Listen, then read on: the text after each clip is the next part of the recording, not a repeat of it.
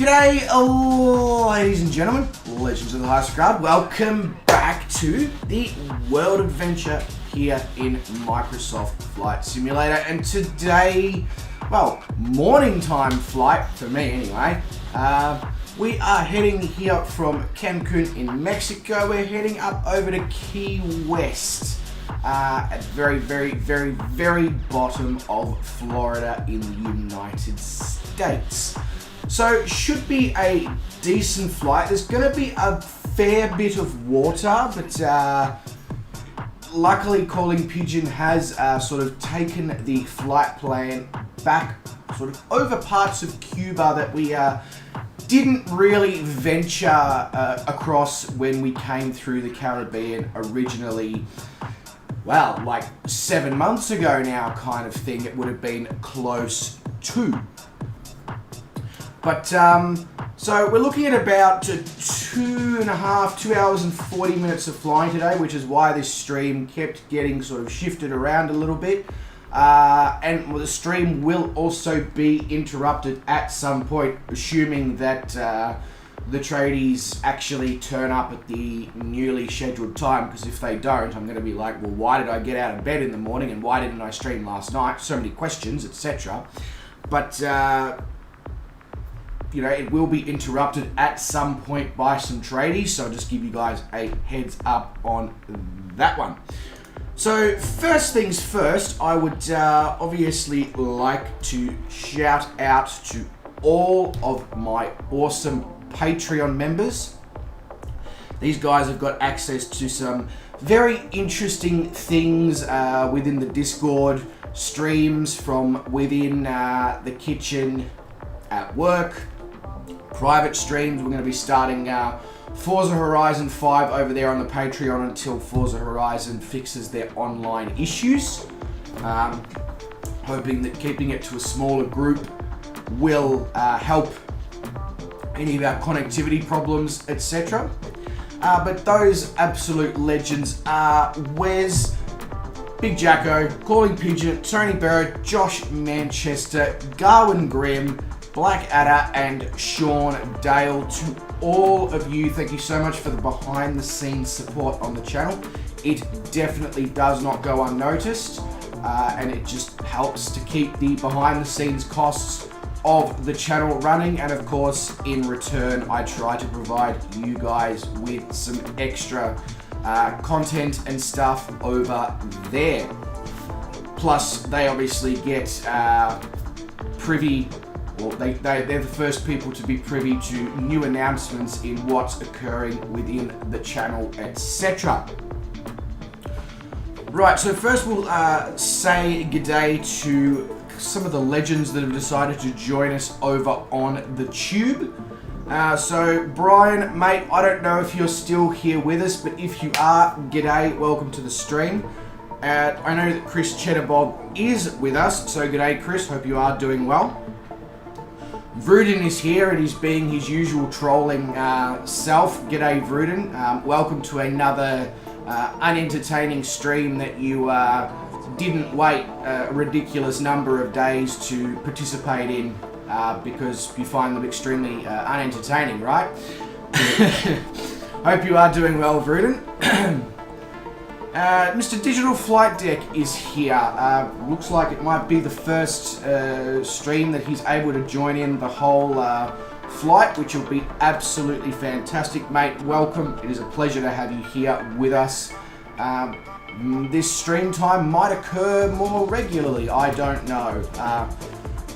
I'll have to see how it goes, how I feel with the stream, etc.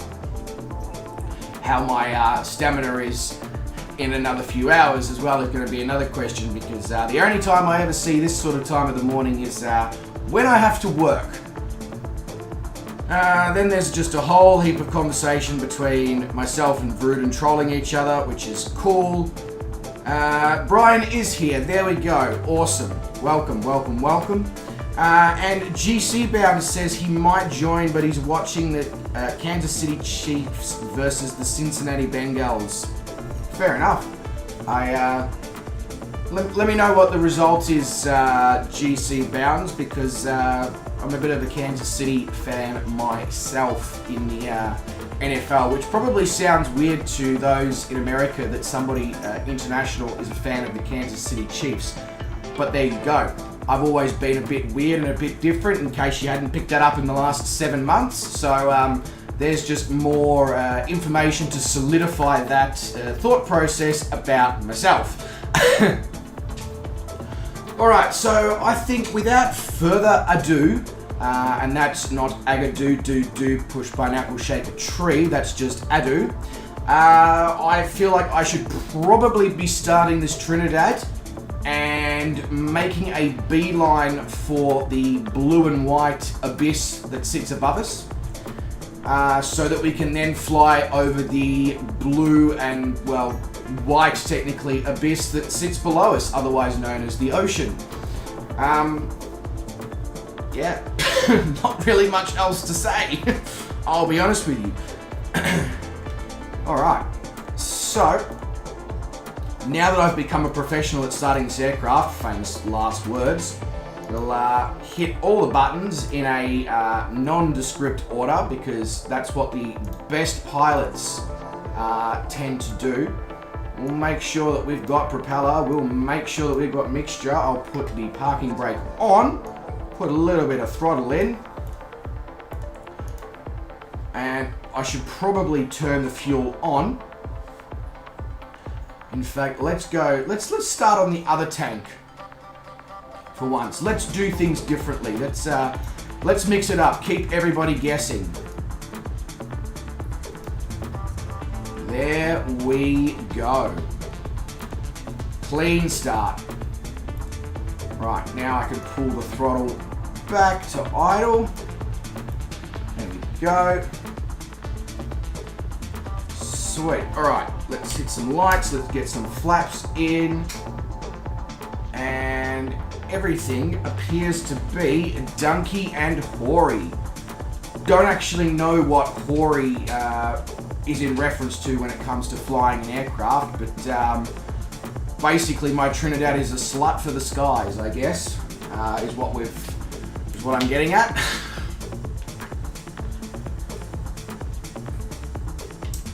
And I'm not exactly sure what that sentence even means, but I'm just going to roll with it, and maybe I'll come up with a good explanation.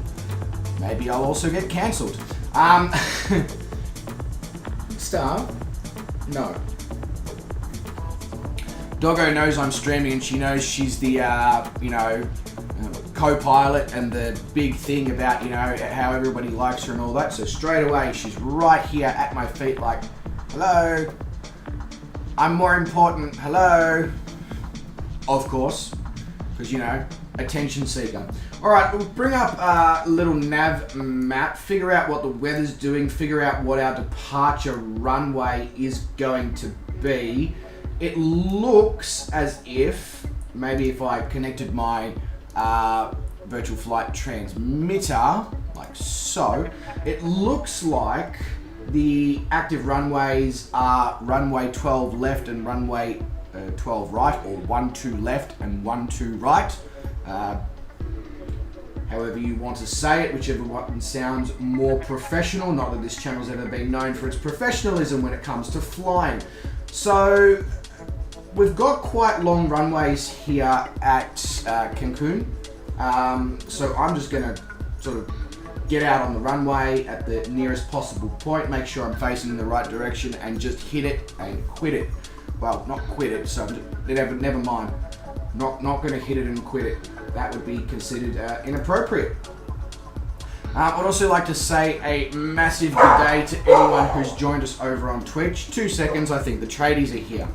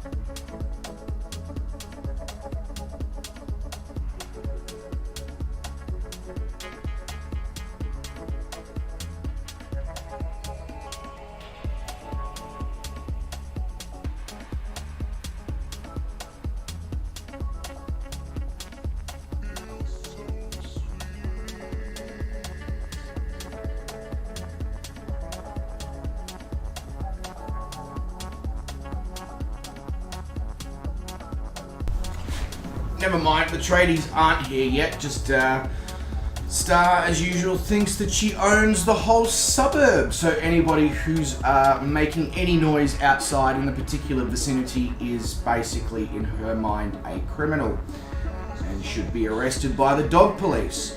So I'm going to use this opportunity to get ourselves out and up into the air. Because it's obviously going to be much more beneficial if I am flying by the time that they get here.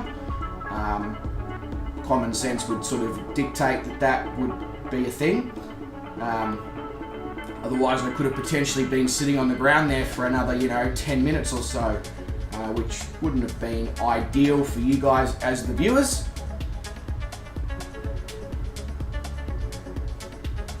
So, this looks like a good spot to put ourselves out on the runway.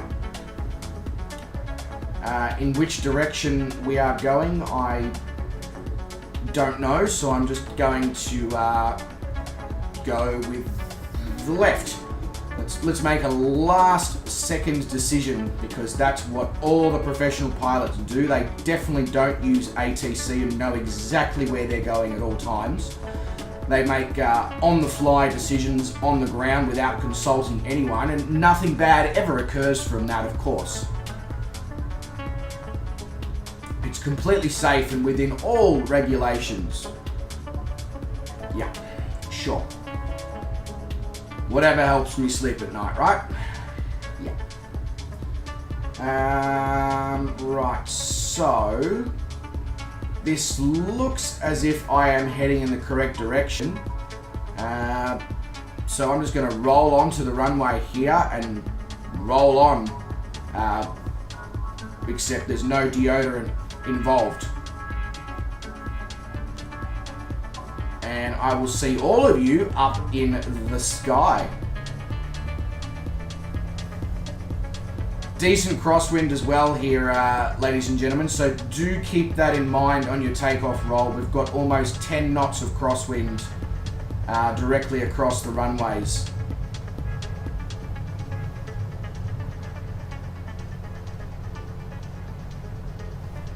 Alright, we are up. Speed is climbing. We have a positive rate. Let's go with the gear up. Clear these 500-foot trees at the end of the runway that Microsoft Flight Simulator has become so well known for.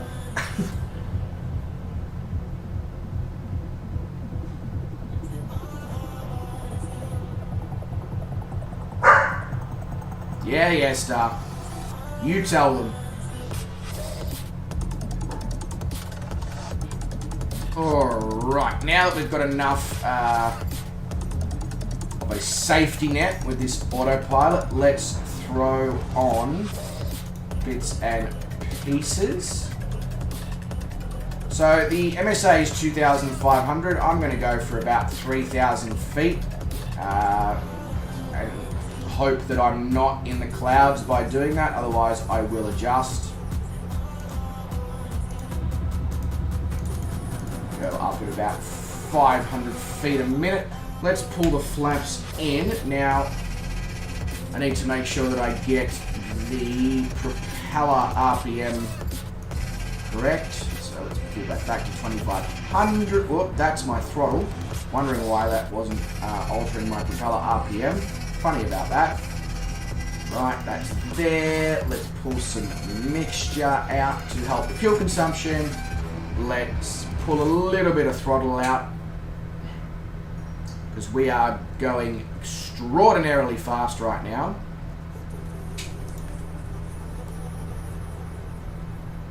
Ooh, still going very, very fast.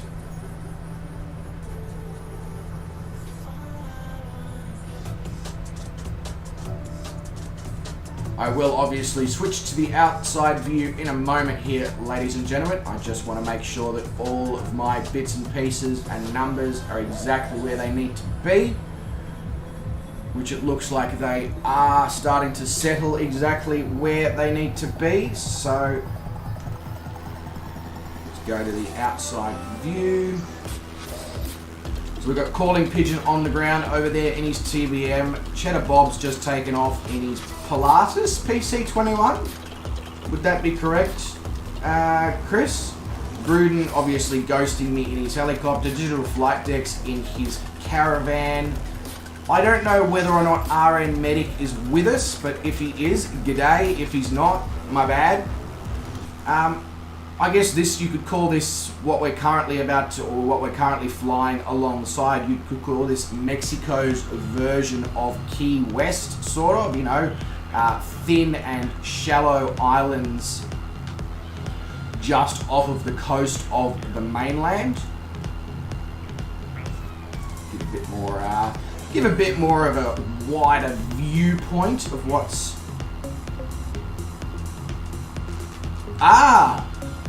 Brian is RN Medic. Okay, there we go.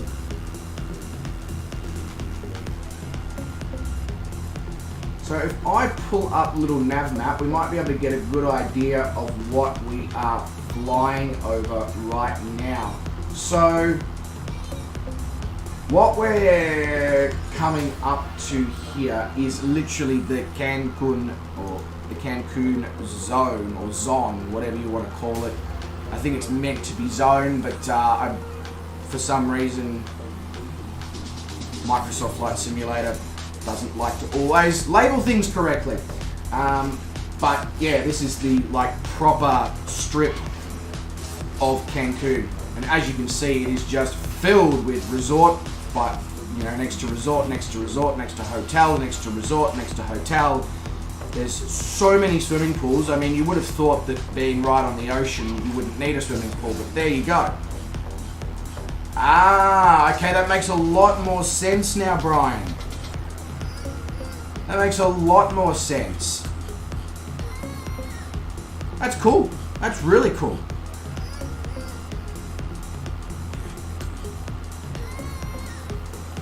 This is quite a lovely looking part of the world. I can see why people choose to holiday in this part of the world.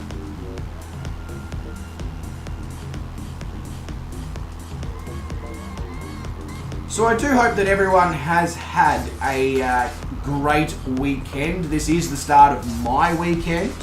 I'll probably spend the day, well not the day, a couple of hours after this stream, just making sure that all my ordering and stuff is in for the coming week.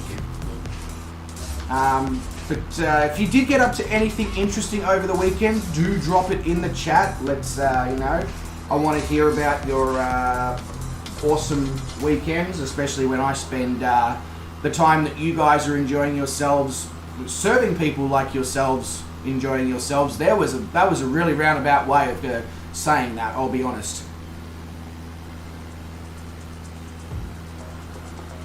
Brian says he's now working on his private pilot's license and then hopefully his commercial. Fingers crossed. Brian, you were saying, I just assumed, because you said you're a retired New York City paramedic and nurse, I just assumed that you were, you know, in your 60s. But now that you're saying that you're working on your PPL and hopefully a commercial license, something tells me you may be not that old.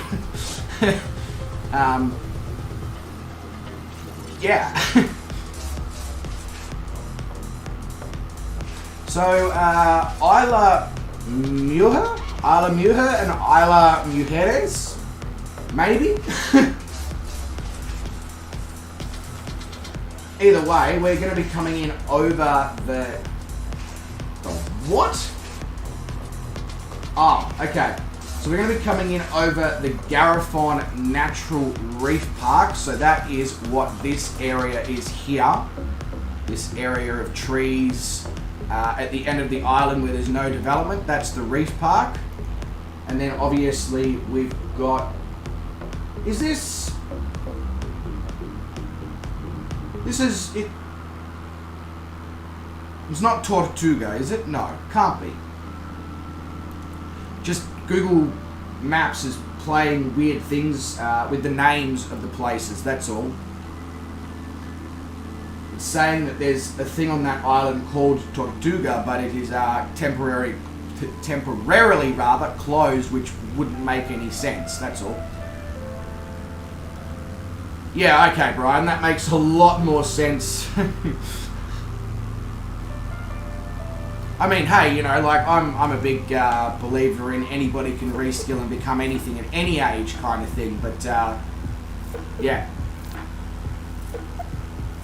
As soon as you said that you were going for your pilot's license and all that, I more assumed that you were probably in your 40s. And that would be correct. Alright, so this is a little bit not so good with the... I need to slow it right down as well. We are cooking right now. We are really moving. Bring some speed, bring the speed out of the start point of the yellow. Don't want to overstress the aircraft and all that. Might need to climb or lose some altitude here.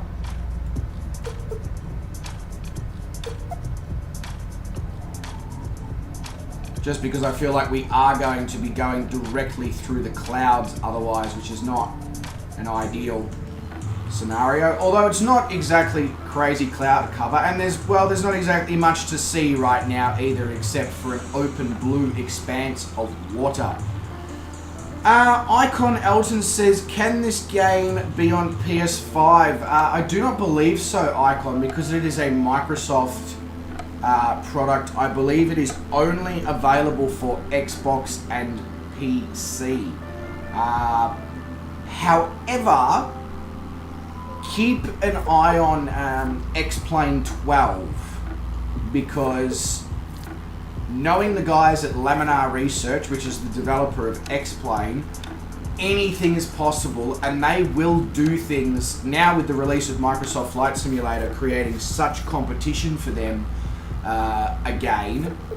They are obviously probably tempted to do things that they wouldn't usually consider doing, and after the success of Microsoft Flight Simulator on the Xbox, do not be surprised if they, I mean, I don't know anything, but I just wouldn't be surprised if they put the X-Plane 12 availability on PlayStation 5 as well, as sort of a way to say, Microsoft, you might have PC and Xbox, but we've got all of them.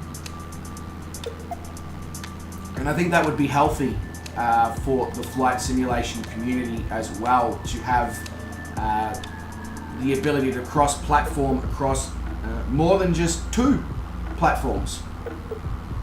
That's also assuming that Microsoft doesn't go and buy Sony PlayStation, which is highly possible, based on what Microsoft's doing right at the moment, which is literally buying all their competition out.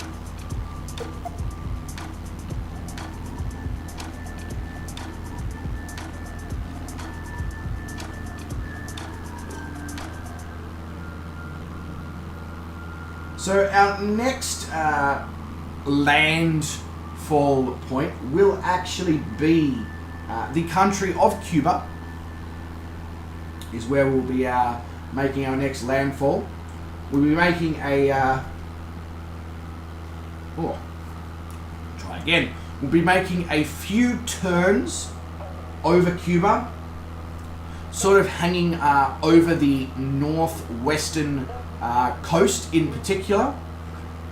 We will be heading over to Havana, which we have already landed at, but this time we will be obviously flying over. You guys are obviously more than welcome to land back there. I know a lot of you weren't involved within the channel when we originally went to Cuba, because obviously the channel was much smaller and still growing at the time. I'm not obviously going to land in Havana, but that option is there. And then obviously once we fly over Havana, we're going to be making a left-hand turn heading towards Fort Jefferson. And then as we fly over Fort Jefferson, we'll be making a sharp right-hander and heading directly for Key West International. Icon Elton says, I want to buy a PC just because of this game. Is it worth it? It absolutely is, Icon Elton.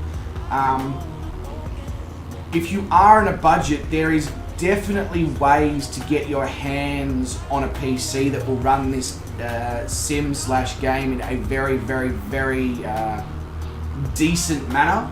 I recommend probably doing a pre-built system from like a professional like PC gaming store, just because that will enable you to get in at a lower price point with the current prices of graphics cards and all that. But you could easily put yourself together or grab something that would play this sim/game for probably under $1,500. So absolutely worth it. The other option, if you are on a significant budget, is to buy an Xbox Series S. They're about $400. Hey, Josh Manchester is here. He says, hey all. G'day Josh, mate. Welcome to the stream. Hope you are doing well. Brian says Cincinnati won the game. Ah, that's a shame. Oh well, good. Well, congratulations to Cincinnati for that. Good on them. And Vruden is screaming at me, it's not a game. Well then, Vruden, why does Microsoft themselves call this the game of the year? I agree with you, it's not a game, but when the developers, well, the owner of the game that has been developed calls it a game, I mean, you can't really argue with them.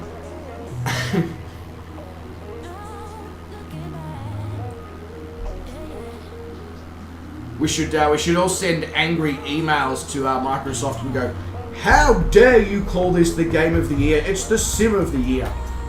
It'll get us really, really far, and I'm sure Microsoft will definitely change their outlook based on 11 angry people. Not.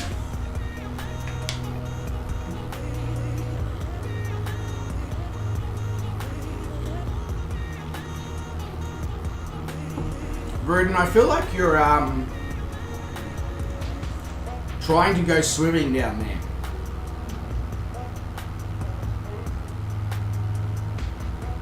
I don't know. You know, it's probably a bit deep and wet.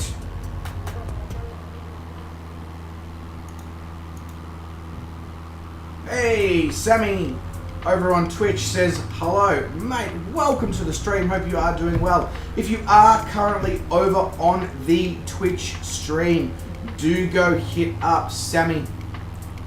He's got his own streaming channel, does some great stuff. And speaking of people who do their own streaming and does some great stuff, currently flying along with us right now, we have Digital Flight Deck, who is one of the other people who is regularly involved with Willie Canuck over on Sky Blue Radio. This bloke does some fantastic streams. He does A320s, he does DC6s, he does caravan related streams. He was doing caravans around Tasmania for a while there and everything. So, I mean, if you've got any spare time in your flight simming schedule to watch another streamer, I highly recommend Digital Flight Deck, who is currently in the chat. I need to add his thingamajiggy to my chat bot. Because otherwise my bot will probably tell him off for trying to add a link. Brian says, did you catch Shane's stream this morning? Unfortunately, Brian, by the time I'd gotten home from work, Shane's stream from China to North Korea had finished. So that's a no. Right, let's... actually, I wonder if he actually, now that I think about it, he might actually be in my chat bot already. Let's have a look. It wouldn't surprise me if he is, now that I say... Brian is a big bush flying guy. Don't worry, Brian. Oh, I'm not that much fan of bush, Brian. I prefer to have them shaved. Sorry, had to go there. My bad. No, he's not in my chat bot. That's interesting. Very, very interesting. I'm honestly surprised by this. But anyway, let's put him in there. Right. There we go.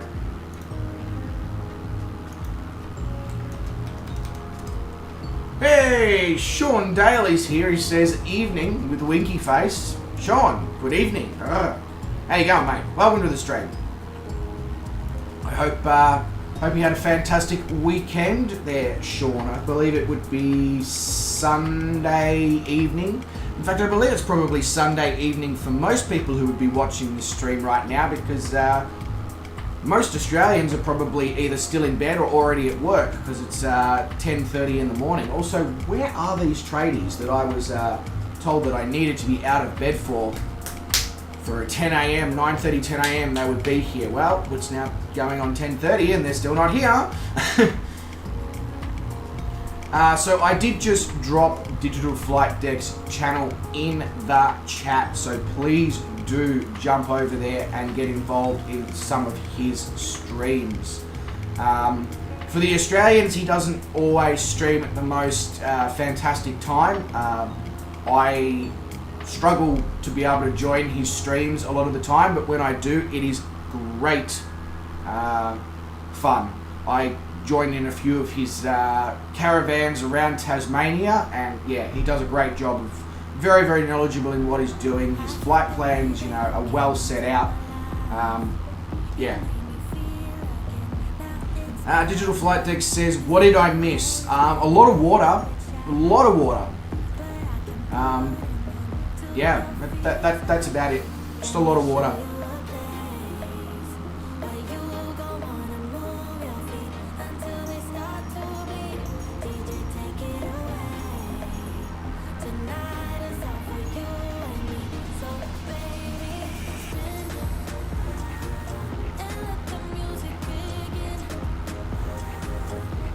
So,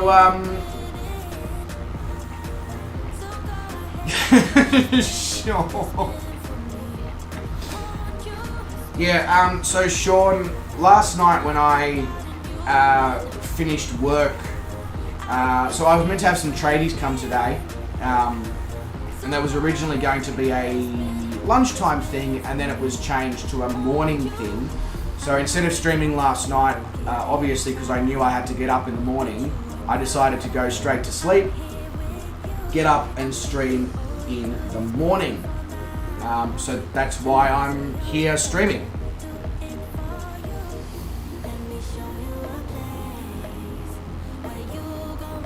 Yeah, so much water, exactly, Brian. Digital Flight Deck, the mojitos on me when we get to Cuba. I mean, sure, it's probably actually quite cheap for a mojito in Cuba. So yeah, I'm shouting mojitos in Cuba, guys. Well, I guess the biggest question is, though, are we going to see the April sun in Cuba?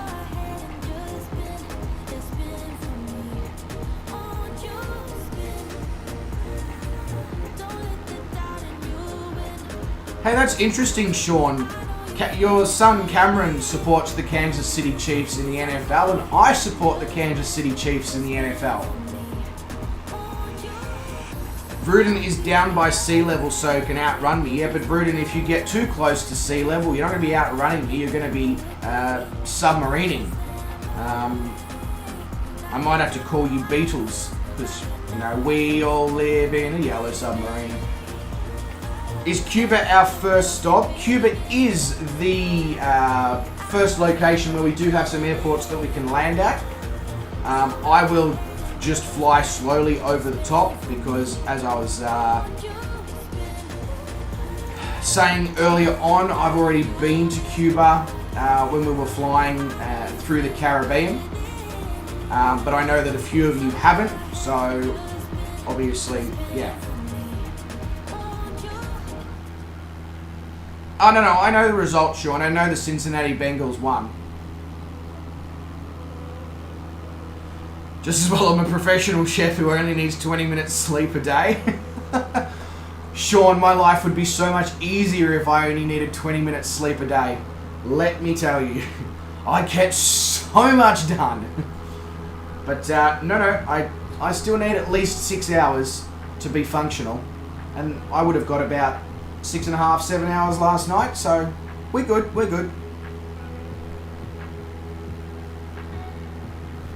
Now, if you do want to see me in higher quality, I highly recommend watching over on Twitch, because obviously Twitch has a much higher stream quality for streamers.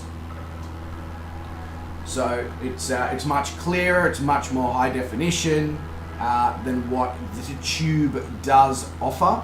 There's also a lot of fun things you can do with the emojis and symbols and all that over on Twitch as well. If you are wondering how to find us on Twitch, you can just chuck !Twitch in the chat, and yeah, that'll take you there. We may or may not raid a channel at the end of the stream. It comes down to who might be streaming by the time we finish up. I don't know. And also to the Patreon users, tomorrow afternoon I will be in the kitchen at work on my own. I'll be streaming in the Discord. So if you are just sort of hanging around doing nothing, feel free to jump into the Patreon part of the Discord, and we can hang out together and chat for an hour or so whilst I prep a few things, get a few things in the oven, etc.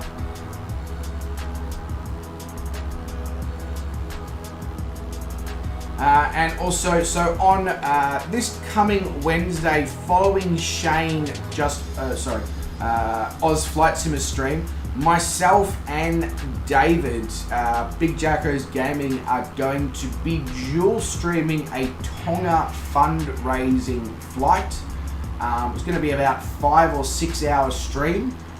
And then on Friday, we're going to be starting a second series, Flight Sim series within the channel. We will be flying from the easternmost point in Australia to the westernmost point in Australia, directly across the middle in bush planes.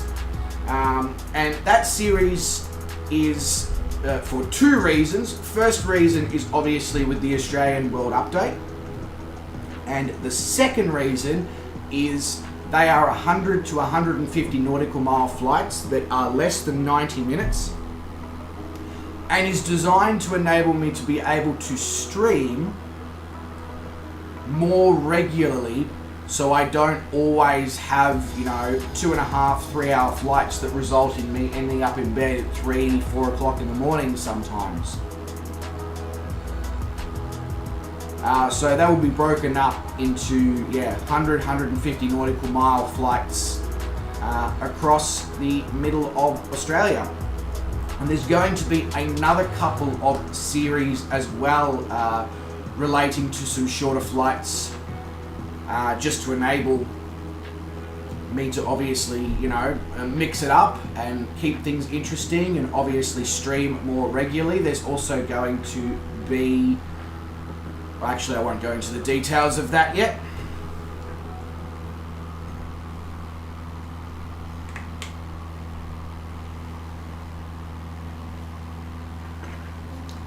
No, Brian, not a stream with Shane, a stream with Big Jacko, directly following Shane's stream on Wednesday evening, our time.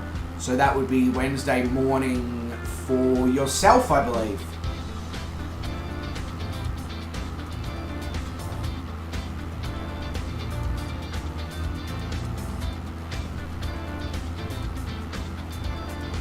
And if you do have any ideas for some mini-series in relation to the sim, mini-series being series that I can put together with flights that, less than 90 minutes in length, please suggest it in the Discord, chuck me a message. If you're a Patreon member, throw it up on the Patreon. Obviously, if you are a Patreon member and you do want to see something on the channel, you're obviously going to probably get it. In fact, you are going to get it because you're a, member. That would be pretty fucked up for me to turn around and say no. Sean Dale is a San Francisco 49ers fan. I see. Yeah, bush flying is definitely fun digital flight deck. So I'm not sure whether I'm going to take the X Cub or whether I'm going to get the Freedom Fox for that flight. I'm tempted to get the Freedom Fox and sort of relate it to a camping across the middle of Australia kind of stream. You have a few short flight plans for Papua New Guinea? Yeah, I'm always interested to look into them, Brian. Absolutely. Please feel free to send your ideas in the Discord, mate.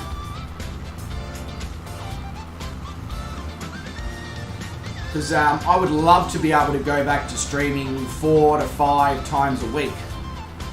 But to do that, I obviously need to have access to shorter, 90-minute to 2-hour streams as opposed to, 3-hour plus streams.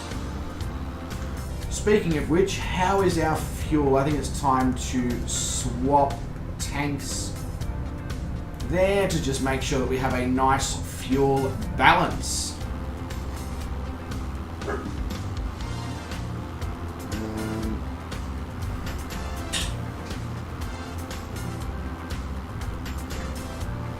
What you barking at? Hey? What you barking at?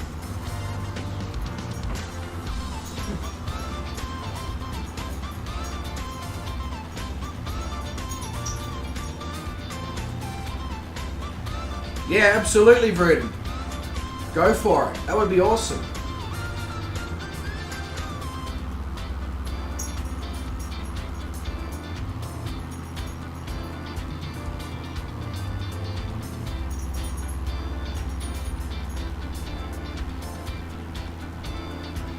He's working that puppy face. Don't worry, they do it for as long as they can basically milk it for. What's Star now? She's going on 11 months old, and she still gives me the puppy eyes.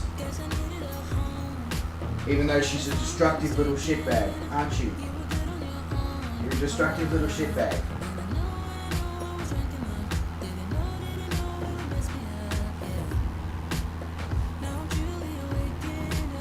A nice ear rub. 2 seconds. I'm going to go grab her a little dessert treat so that she can chill out here in the room and nibble on something.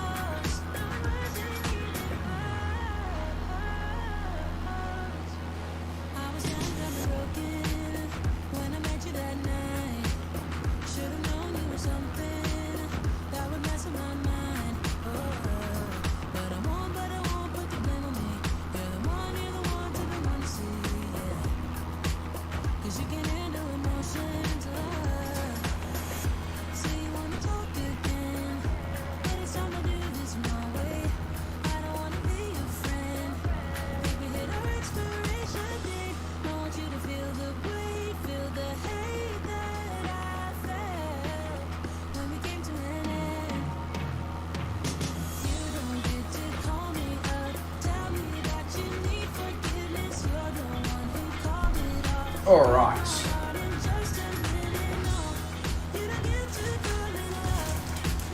Settle, settle.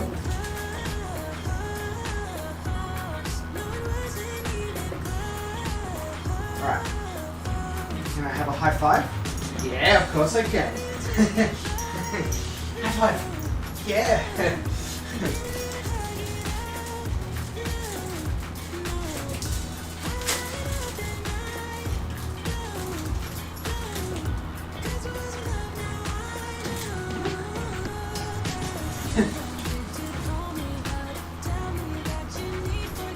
Vruden thinks he's flying in the wrong direction. Well, that's not an ideal situation there, mate. I'll be honest with you. I mean, it's not like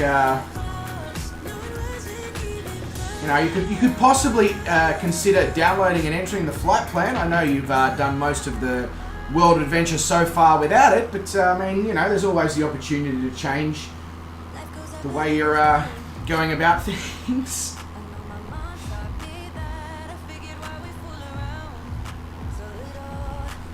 Is that yummy?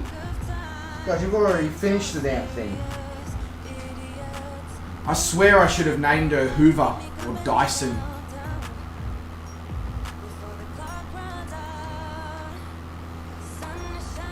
Oh, you're just outrunning the airplanes. I mean, you know, maybe don't blow the throttle.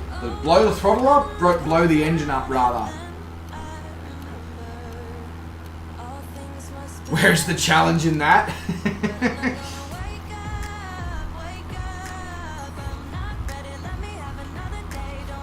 Bruden and I just like to wind each other up. As he said, he's like, maybe one day I'll entertain him with one of the streams, and yet he's missed maybe a handful of streams in the whole time.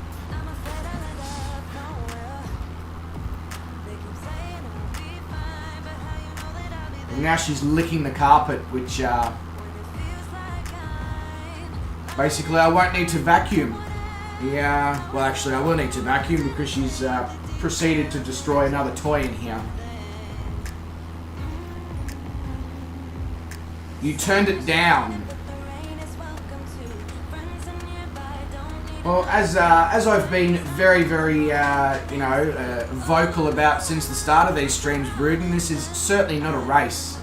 It's all about enjoying ourselves. I mean, I know right now all we've got is just some wonderful shadows off of some very awesome looking water with some really nice sun and all that.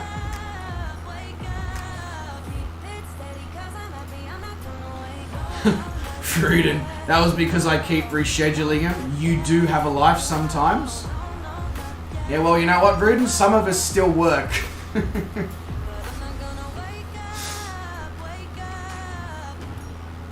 I know you wouldn't understand what that means anymore, having been retired for so long, mate.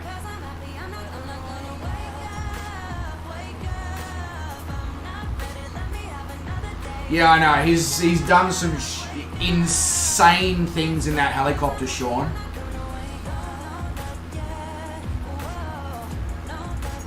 That sounds like a you problem, Bruden, unfortunately, mate. That sounds like a you problem on that one.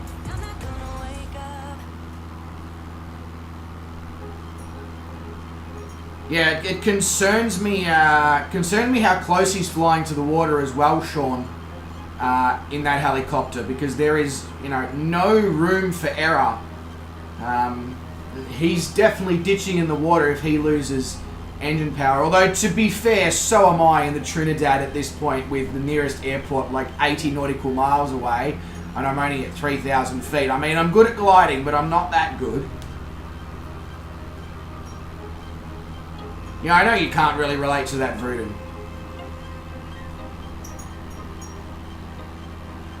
How many years have you got on me now, Bruden? About, it's around 20, isn't it?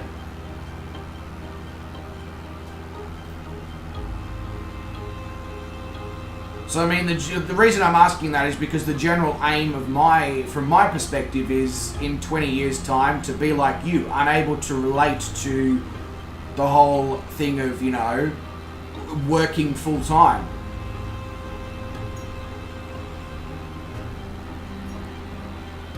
About 15. Okay, about 15.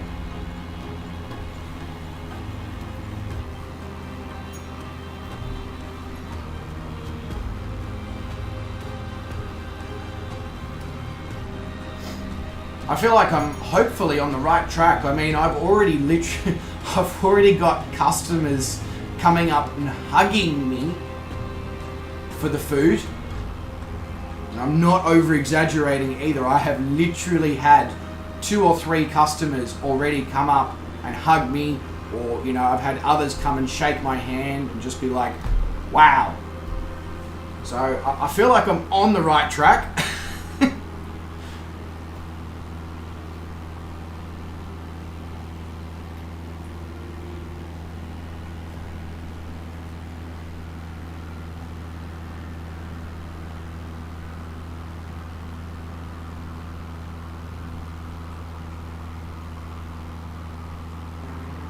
Yeah, no, absolutely, Vrood, and it was definitely the job that was giving you the grey hair and not the fact that you'd turned 40.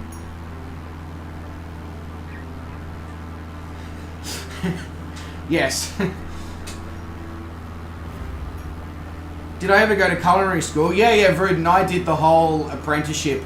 I started working washing dishes when I was 18, and then I moved up to a gourmet pizza chain where I moved my way up from just, you know, one of the lackeys to one of the people who sort of knew all the sections kind of thing. And then, yeah, when I finished secondary school, I started my chef's apprenticeship, which is, you know, where you go to culinary school as well as getting on-the-job training.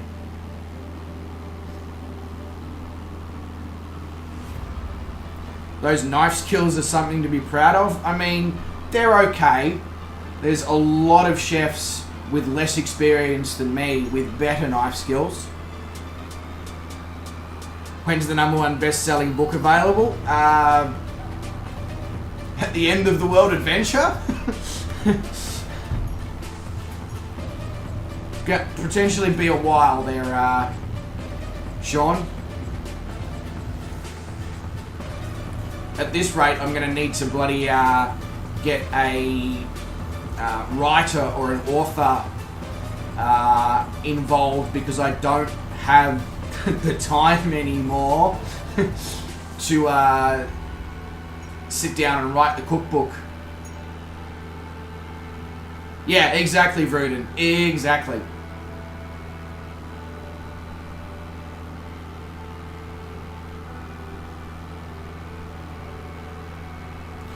Digital Flight Deck says, as an Aussie simmer, what are you looking forward to in the upcoming world update? So, Digital Flight Deck, I'm very, very, very keen to see what they managed to achieve, because the Australian map and the quality of the scenery in Australia is already so good when you consider how remote the central part of Australia is. Once you leave the eastern seaboard with Melbourne, Sydney, Brisbane, there is not much in the middle until you get to Perth. And the fact that they've managed to achieve some pretty awesome scenery in that whole remote middle section blows my mind for the standard version of the big mapping, and the fact that they're now going to take that to the next level, I'm just like, it's part of the reason why I decided to do the east to west bush flying series, because I cannot wait to see if they're improving what is already available, and what is already available is more than good enough to do an east to west bush flying series. I honestly cannot wait. I would love to see a better depiction of some of the major cities that don't have a scenery available. So more specifically, Melbourne and Perth don't currently have aftermarket sceneries available. So I'd love to see them do something with those two locations. I'd also like to see a lot more points of interest. There's a lot of points of interest in Australia that are already visible but are not labelled within the sim, and I'd love for them to make those more obvious to those who are flying, especially those who are not from Australia. But yeah, honestly, I cannot wait to see what they manage to do with it. I really can't.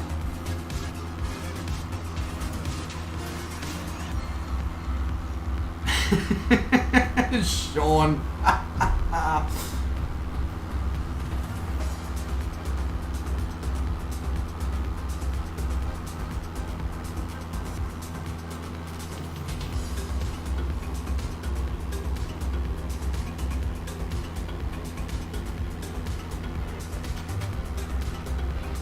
Yeah, that's what I mean, Brian. I mean, if they're able to improve on that, come at me. Like, you know, I would almost go as far as to say that if they improve the mapping to the degree that I'm sort of hoping they manage to achieve, and that's going to take a lot,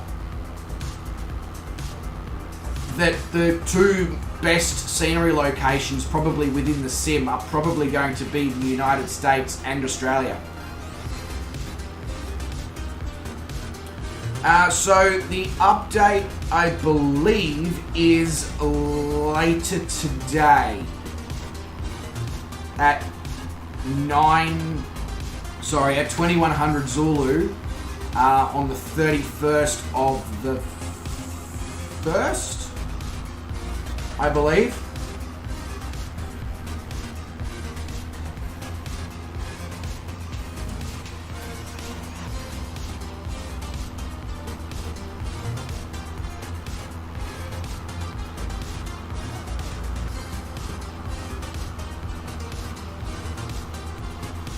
So for us Aussies, that means at 8 o'clock tomorrow morning.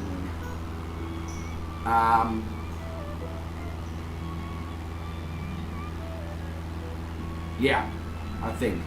So depending on how long the update takes to install, I may actually fly the Australian introduction tomorrow if I can get the update installed and everything's stable and good to go. Otherwise it will be on Friday.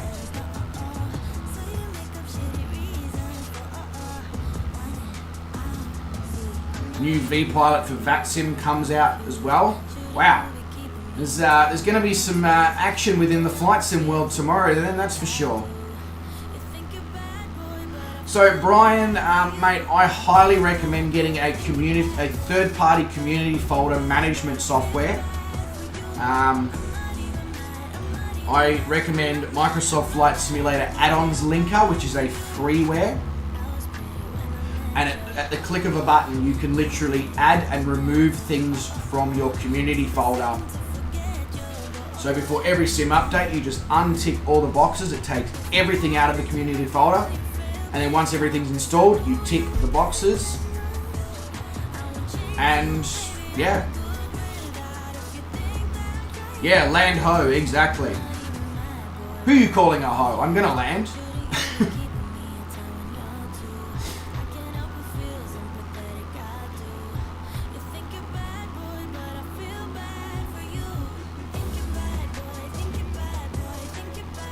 But yes, we are now coming up on the April sun in Cuba.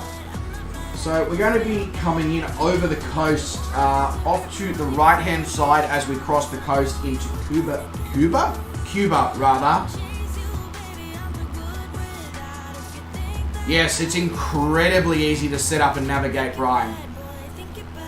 It has changed my adding things to and removing things from the sim life so much. It now means that I only run the sceneries when I run sceneries that I want to run for that particular flight, which means that I don't take 400 hours to boot up the sim, and I'm not running, at the absolute, running my hard drives and solid state drives at the absolute, maximum, potentially causing CTDs and all that sort of stuff. But sorry, as I was saying, off to the right hand side as we cross the land here, we're going to have the Bahia de Corrientes. This is just like literally, there's a bit of nothingness as we cross into Cuba here, that is for sure. Sean says, I got confused trying to run it, but I get confused making a cup of water. Sean, mate, I'm happy to sit down with you in the Discord, share my screen with you and show you how to set it all up and run it. It's incredibly simple. 2 seconds, that might be some tradies, guys. Let me just go double check.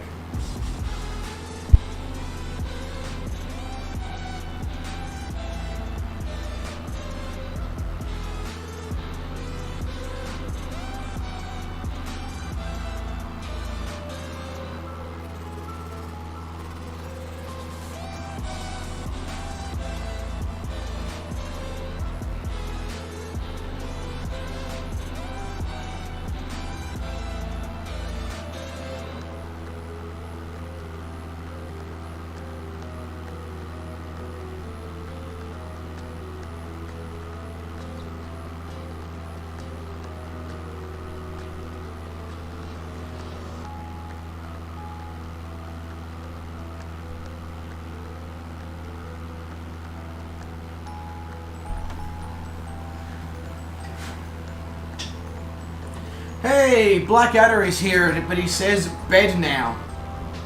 Let's see. Hello and goodbye. No, all good, Blackadder, mate. You look after yourself. Have a good rest. And thank you very much for the continued support over on the Patreon. I don't know if you caught it earlier on, but I will be streaming in the Patreon part of the Discord tomorrow afternoon, my time. Brian upgraded to a 3080 and has not had any crashes to desktop since. Hey, there you go. Can't even find a 3080 where you are. Digital Flight Deck? Want some advice? You want a graphics card and you want it now? Order it from Australia. We have every single graphics card in stock with no supply issues.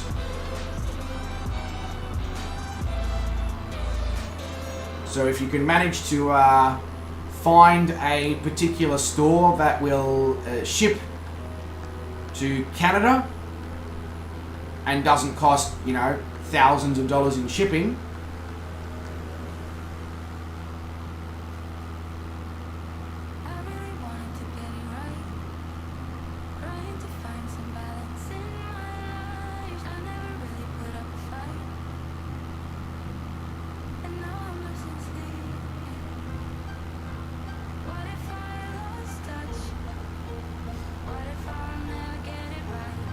we should all just switch to 3080s. It's highly possible, Rudin, because I think Jacko just switched to a 3080.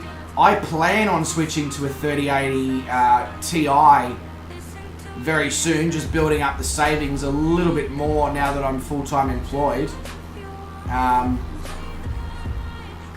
DFD looks like he's trying to get his hands on a 3080. Brian's just got a 3080.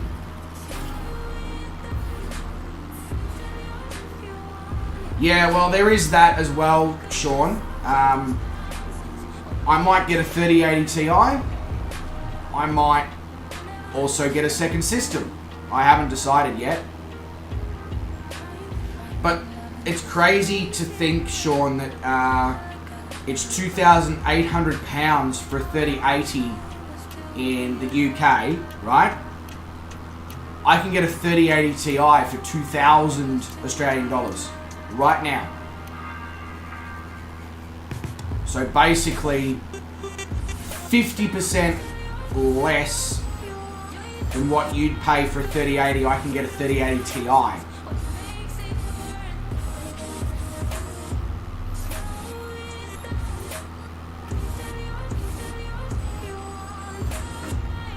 Yeah, they're certainly not, they are certainly not cheap, are they, Brian?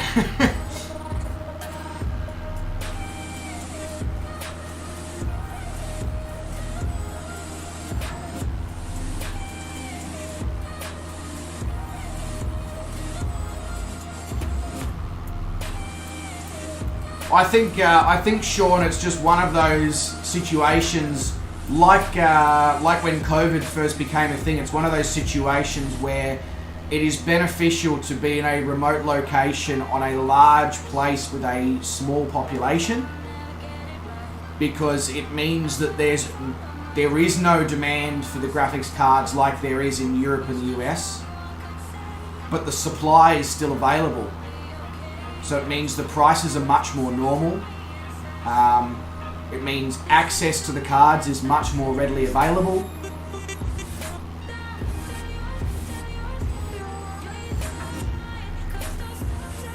Geez, 1,800 for a notebook with the 3070 in it is not bad, Rudin. That is not bad at all.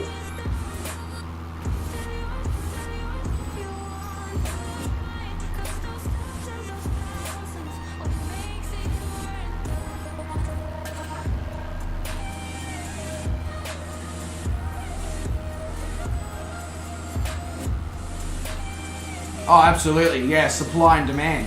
The perfect example is what's occurring right now with Spotify.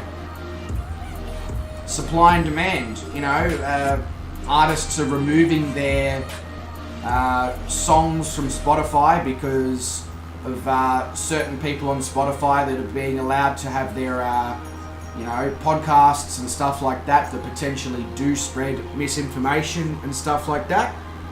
And it's resulted in something like, in the last week, Spotify's lost like $3 billion in value.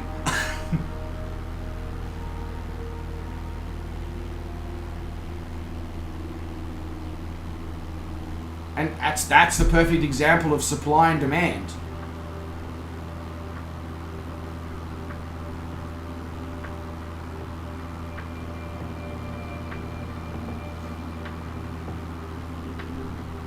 It's an Alienware. Yeah, I mean, I'll be honest with you, Vruden. I find Alienware to be a little bit overpriced for what it is, especially in Australia, but damn, they look good. They really look good.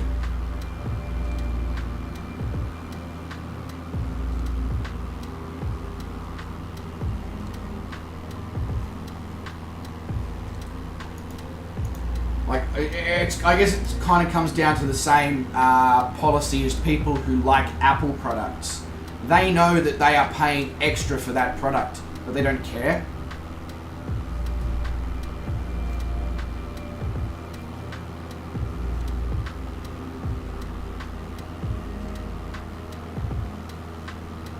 Yeah, well, not much has been good since it's been touched by Dell, really, is it?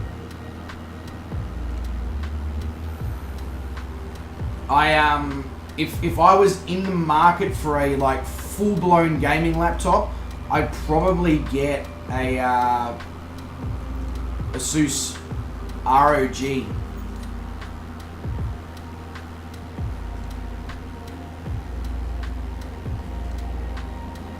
I mean, I've got an Asus Tough Gaming laptop right now, which is just great for what I need it for.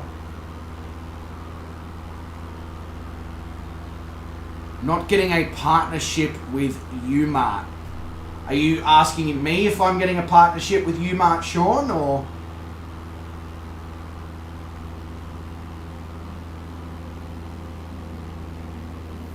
Yeah, exactly, Vruden.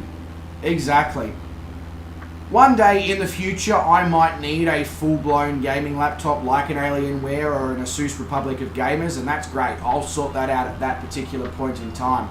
But right now, having this desktop and a, mid-range gaming laptop like the Asus Tough Gaming, it plays the sim, no problem, but it's also got a great battery so I can take it to work and do all my work-related ordering and stuff on it.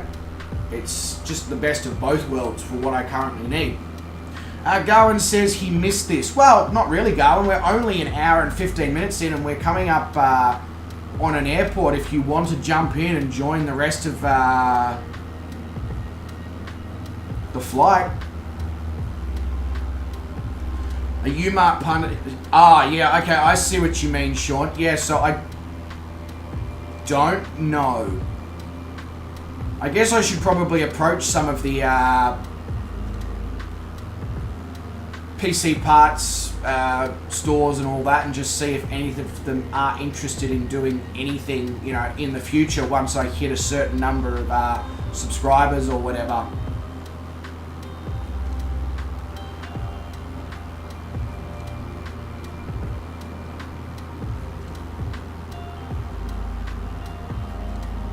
Oh, you're having crazy issues going. That's not good.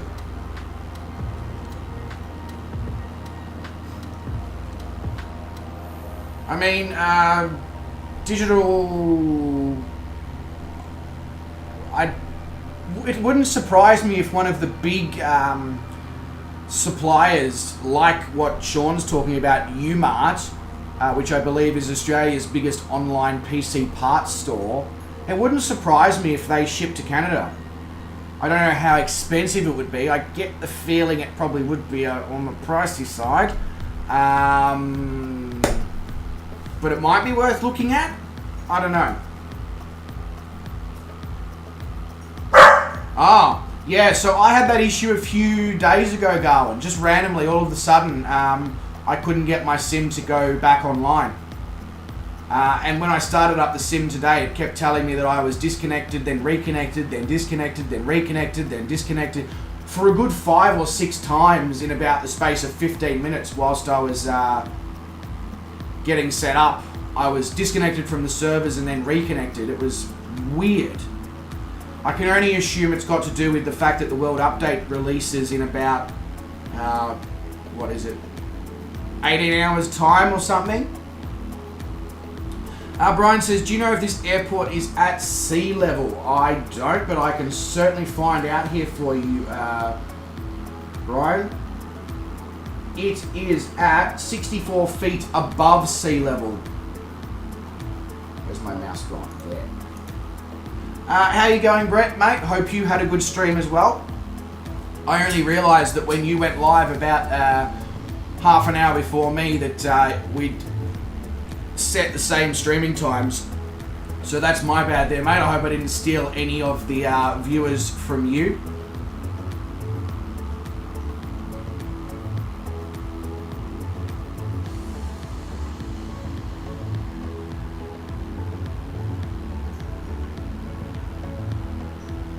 Yeah, exactly, Sean. No, you're 100% on the money. Umart is a fantastic place to buy PC parts from in this country. Really, really is. Yeah, I can only imagine that the issues are definitely caused by them working on the servers before they before they launch the World Update. It is a long runway, Sean. Yeah. Josh, you are more than welcome to land at Mike Uniform Sierra Juliet. I'm not going to be because I've already landed in Cuba when we did the Caribbean. But I'm going to, slow it down if you guys want to land as I overfly the airport.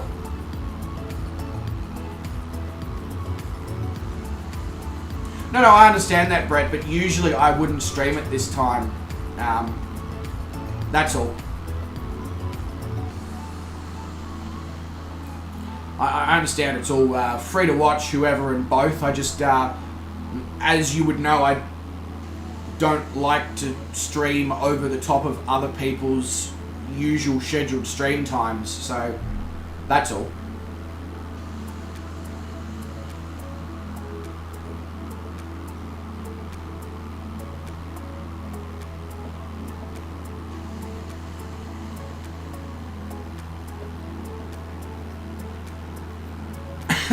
Sure. Wow. What does the NFL mean to you, Garwin?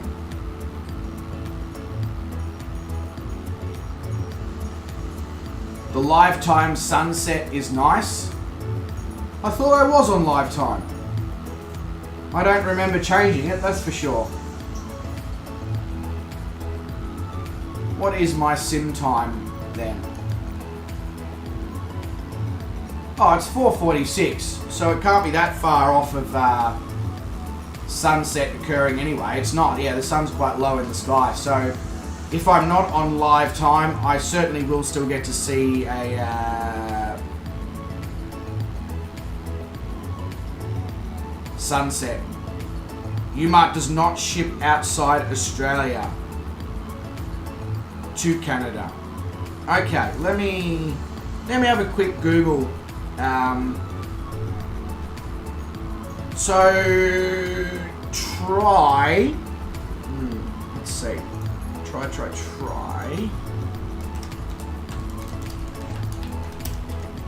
Try that place, digital flight deck. If that doesn't work,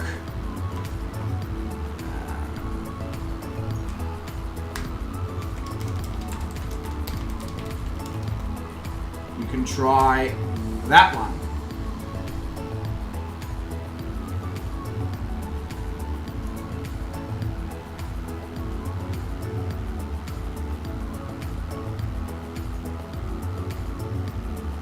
Okay, so for some reason my sim time is 50 minutes behind live time.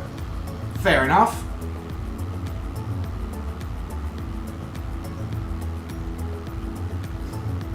It's 7 p.m. East Coast US where the keys are located. Oh, there you go. Okay. So I'm definitely going to see a sunset on this flight. It's just going to be 50 minutes behind the rest of you.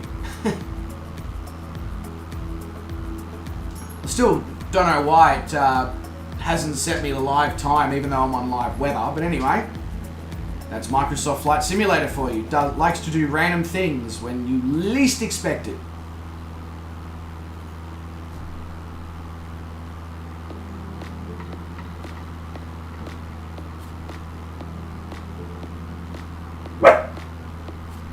Hey.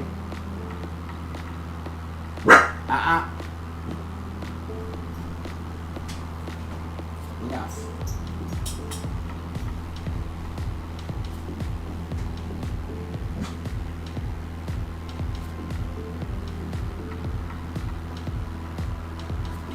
You have to put a high-end system into an old tower case, Garwin. Oh, building PCs can be quite fun, but I don't know how fun it'll be putting new-end stuff into old stuff, because of course new, cases these days are all designed for just like simple plug, play, clip, one screw, everything's in kind of thing. Whereas I know for a fact that old towers are nothing like that.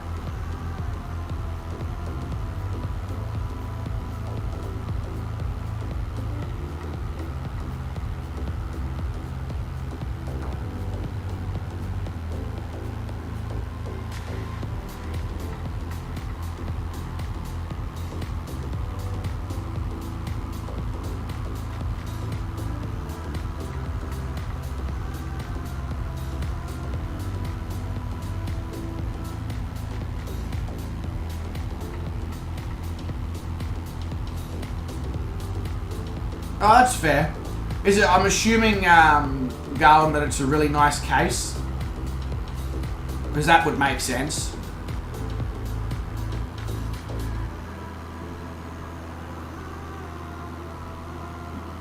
Let me know, Digital Flight Deck, if you have any luck with any of those two stores. I've got another few that I can drop into the chat as well if they don't work.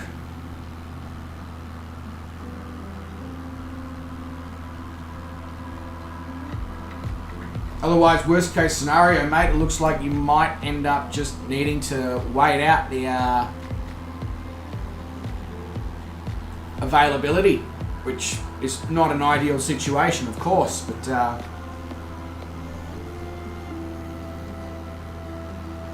oh, it's a full tower. Yeah, no wonder he wants to use it. Yeah, full towers are amazing.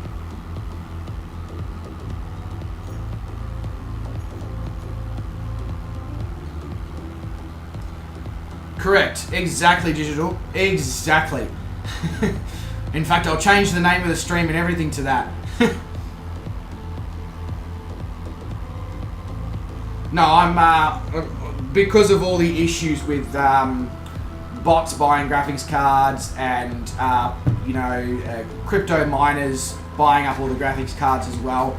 When simmers and actual legitimate gamers and people who, are obviously looking for a graphics card for the correct reasons, I'm always down to help those people try and get access to those cards. And of course, places like Australia and New Zealand are some of the best locations to order those cards from right now, due to the fact that there is a lot of supply and not too much demand due to the much lower populations. Another place you could potentially try if we're not having any success with any of the Australian stores, Digital, is Southeast Asia, so like Malaysia and Singapore, that part of the world.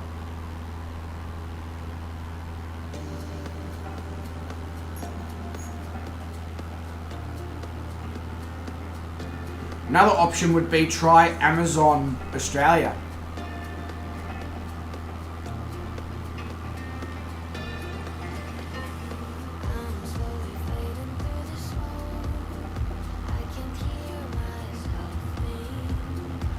Your VR rig is a full tower desktop with wheels. Hey, me too. Mine's got wheels on it.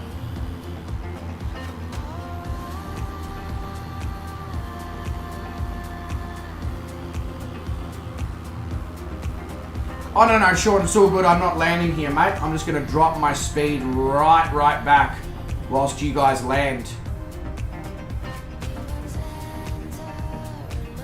Yeah, okay, I guess that kind of makes sense, Digital, because they're, you know, our friendly neighbours.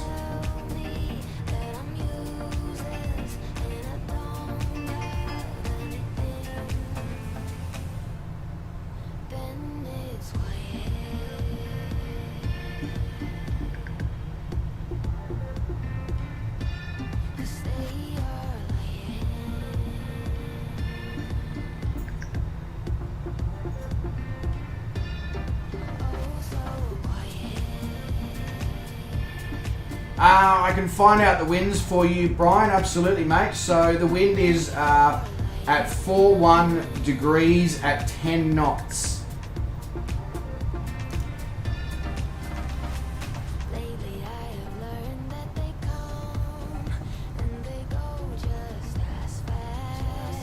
Yeah, wow, that's a lot of solid state drive space that you've got there. Going.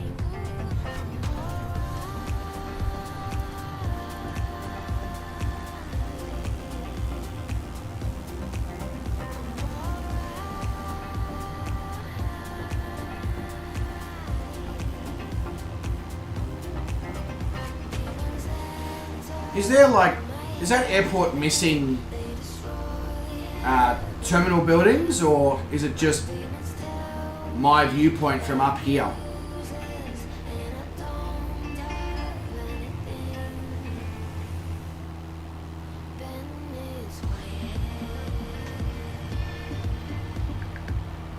I'll pop another couple of store names in the chat in a sec there, Digital Flight Deck. Alright, let's put some power back in now.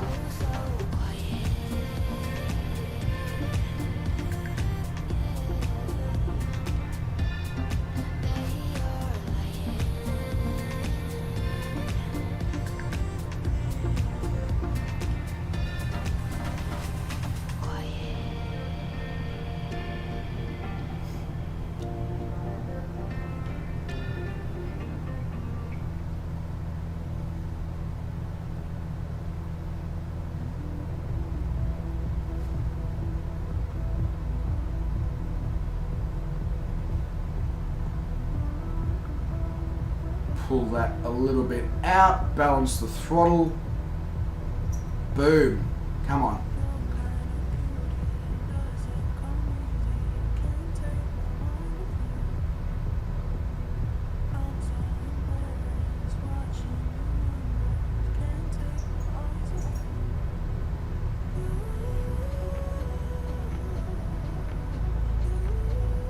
Yep. Literally going to update it in 2 seconds, Sean. Just making sure that I'm not overspeeding my aircraft. Here.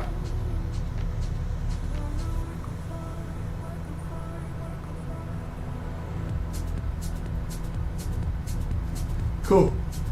Right, that's sorted. Come on, mouse, work with me. There we go. Right, so...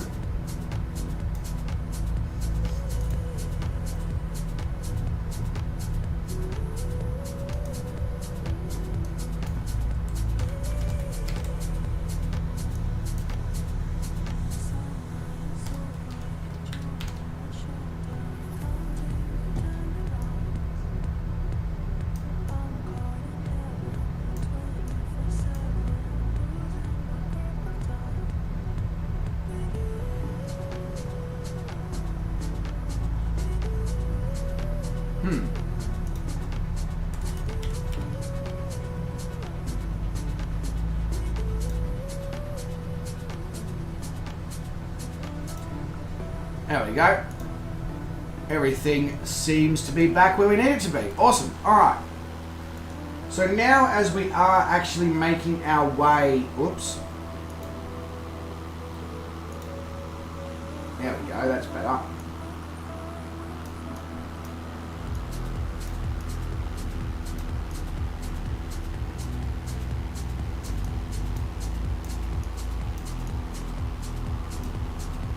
just a lot of small little towns now.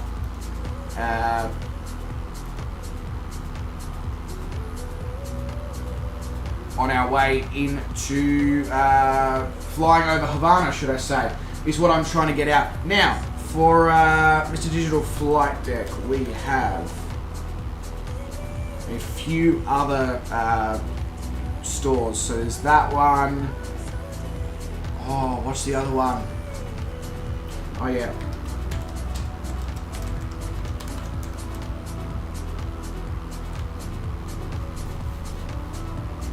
So try those two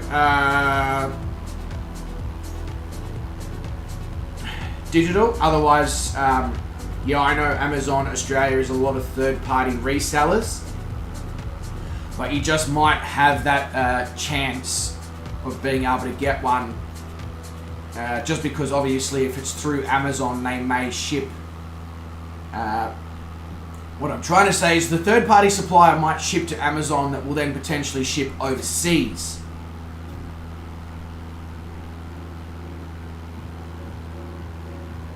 Oh no, it's not a waste of stream time at all, mate. You're a part of the, the online streaming community. You do some fantastic streams. You're looking, at potentially getting a graphics card. It's very difficult to source right now where you're from. It makes sense for you to at least trial a few of these places to get your hands on what you're looking for. At least then you know that you've exhausted all potential options, and that your only, if it doesn't work, and that your only option is to obviously buy locally, and then you at least know that you can, place an order, and when it comes into stock, you can get it delivered. It might just take a while, that's all.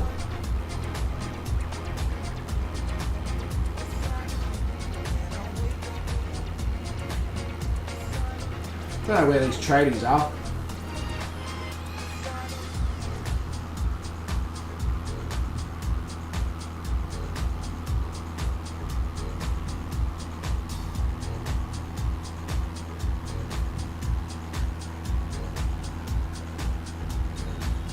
Alright, I'm going to go fill the water bottle and all that, and then I'll be back.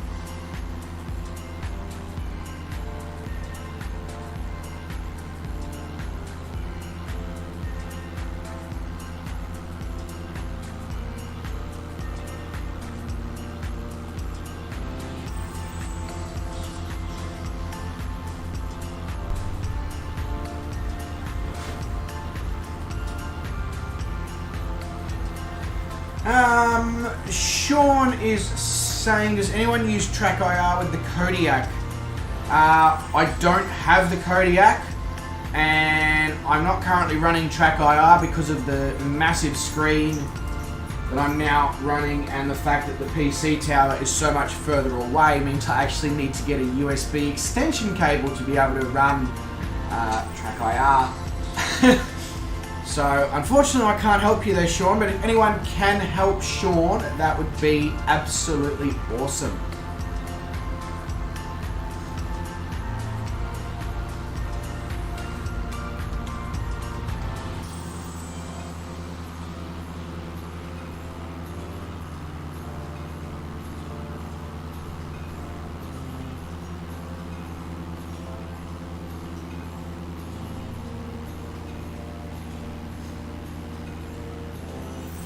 So off to our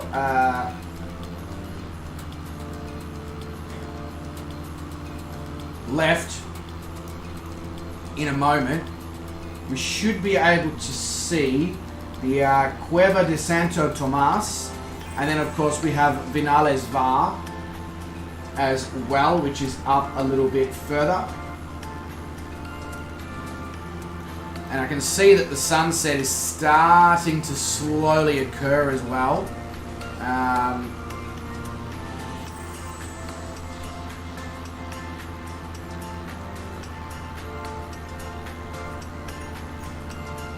Oh yeah, absolutely. So, Sean, if you're referring to the fact that the usage of Track IR makes Switch work difficult, it does. I always used to switch it off before I did extensive Switch work, just because it is literally tracking your head, and it's very, very difficult to keep your head still. And of course, because I'm not using my hands to do things, it's very, very delicate sometimes, and sometimes even frustrating.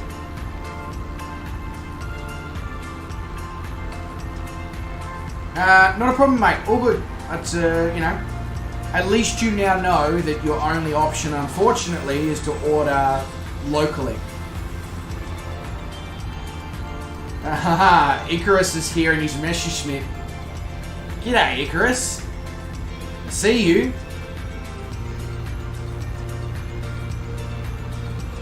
Bruden, I've got a challenge for you. Chase Icarus in his Messerschmitt in your helicopter. See how that goes.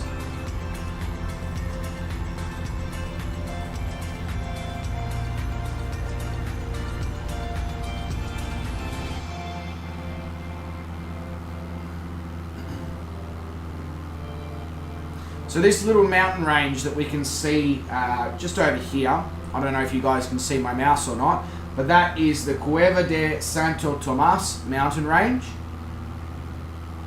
It's not really a massive mountain range, as you can see. It's just some overly excited hills, basically, really. But it looks nice, and I'm sure the people who live in these farming areas down here, you know, it actually reminds me a lot of where I live at the moment. Sort of houses and farmland in between two valleys of not very tall mountains, but yeah.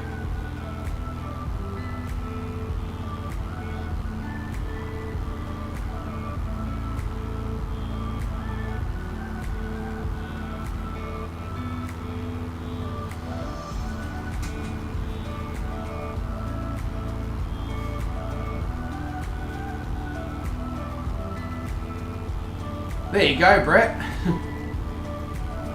Although the Messerschmitt is not exactly a slow aircraft, so I guess it kind of makes sense.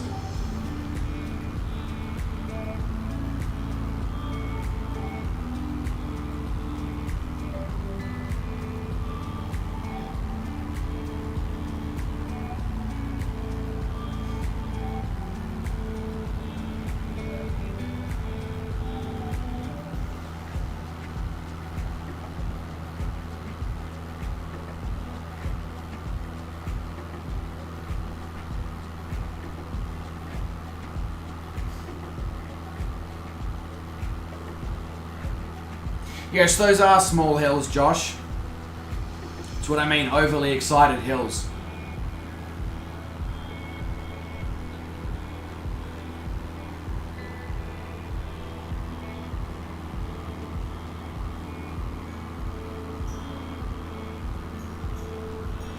So once we, so we're going to come up here on Vinales VAR, which is, I believe, just the Spanish way of saying the Valley of Vinales, which I don't know what Vinales is.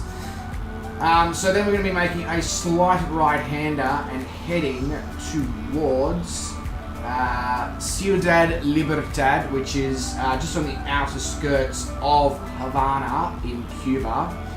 So that's going to be about 80 nautical miles up to Havana, and then we're going back across the water and heading up to Key West from there. So do soak in that wonderful scenery, land scenery. I'll get the words out eventually. They just, don't seem to want to come out of the mouth this morning. Yeah, so this is, soak it in, enjoy it with the sunset.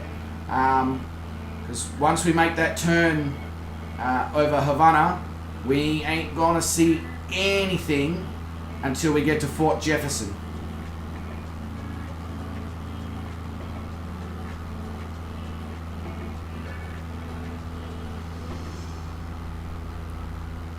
Thoughts on the Elgato Stream Deck? Brett, it's great, but I'm not very good at using it, like setting up the behind the scenes. I'll be brutally honest with you. I mean, I have it set up for my flight sim streams to open up the various programs and all that with the click of a button. But I'm currently watching my way through Elgato's video guide on how to get the most out of your Stream Deck. So once I finish watching that series and had a bit more of a play around, I should be able to make use of all of its awesome features. But I highly recommend getting one.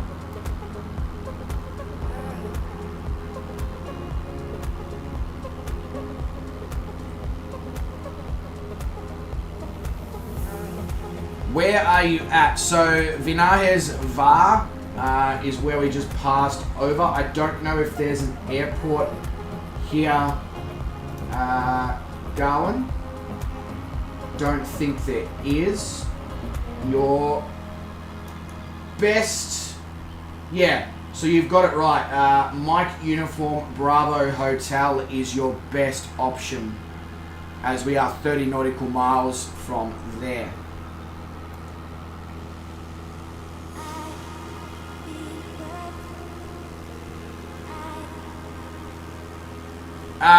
Brett, I have the 32 button Stream Deck XL.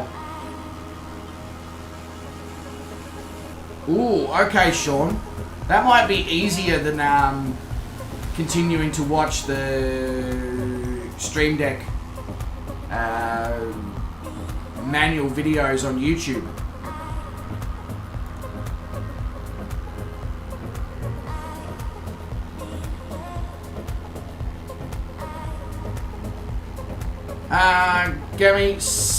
Gaming Wombat says, "G'day, hope you're doing well. It looks nice where you are." So yeah, we're actually flying over Cuba for a second time, but it's just the way that the route that has been set up goes. Definitely not deliberate, but yeah, Cuba's very nice within the sim. Absolutely. Hope you are doing well as well there, Mr. Wombat. Still waiting for your first flight sim stream though.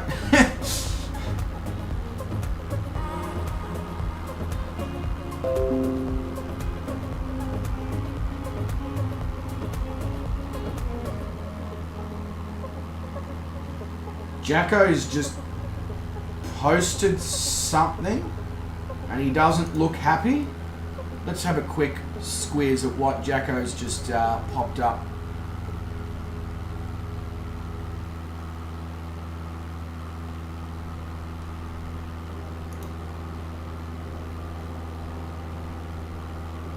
I think he might be having some PC issues. Huh. That's not ideal. Brian, more than welcome to do a touch and go or a stop at Mike Uniform Bravo Hotel. I'll do like what I did last time, just pull the power back. If you guys want to, you know, touch down or stop or do touch and go, all that sort of stuff, more than happy.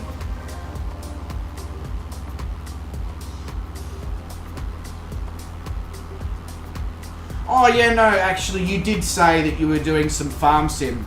Yeah, my bad on that, Gammy.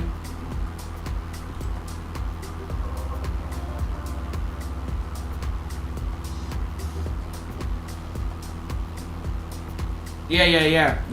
No, you're right. My bad. I was aware of the fact that you were doing farm sim because we had a whole conversation about it, etc.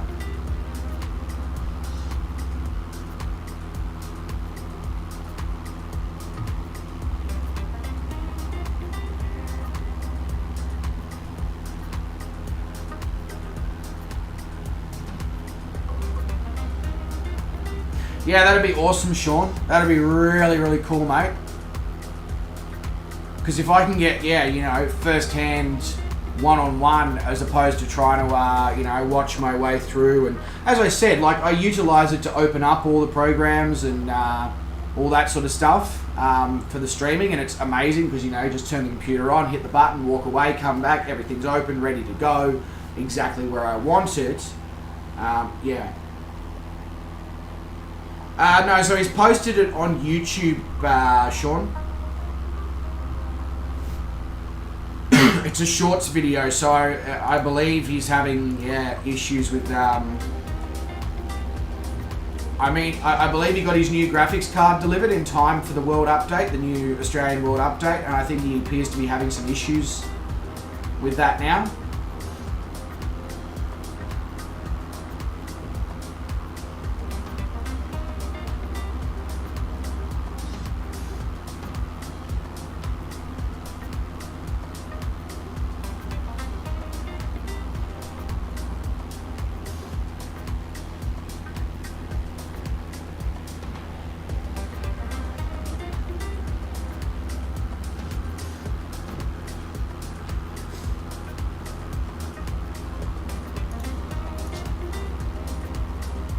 Hey, Flying for Paul says, hi bro, how's it going? Paul, mate, welcome to the stream. Hope you are doing well. It's going fantastically. Thank you very much for asking.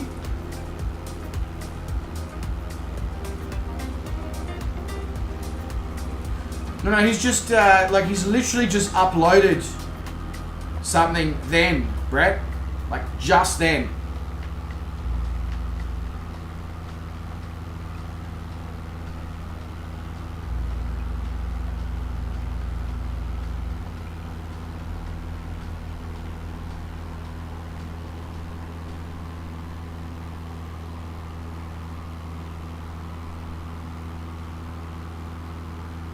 Well, unless YouTube's only just sent me the notification for 3 days ago, but that seems, 4 minutes ago, Big Jacko's Gaming uploaded. The new gaming rig is doing this. Angry faces and poop emoji.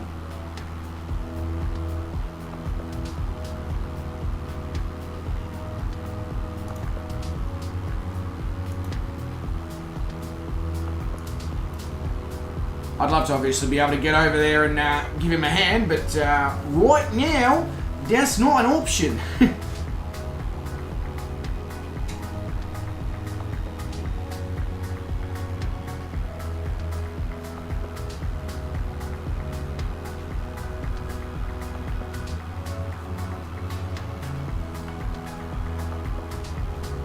Three days old now. Really? And it's only just gone up on YouTube 4 minutes ago. That seems incredibly weird. Although, to be fair, YouTube likes to tell me that Wes is live 3 days after he's actually already been live.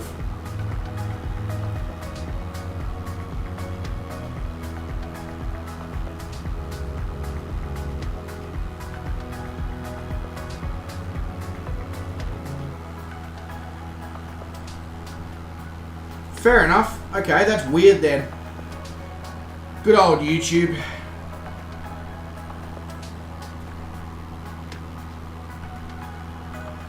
I'm in a time warp. Let's do the time warp again. It's just a jump to the left and then a step to the right. Put your hands on your hips.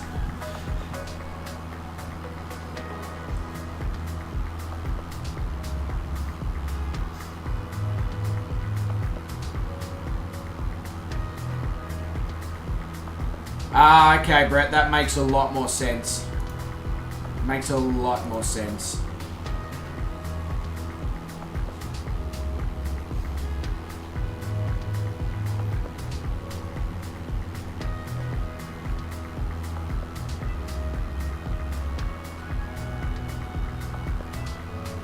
Well, I don't know where the hell the tradies are that I got up in the morning for, but there you go.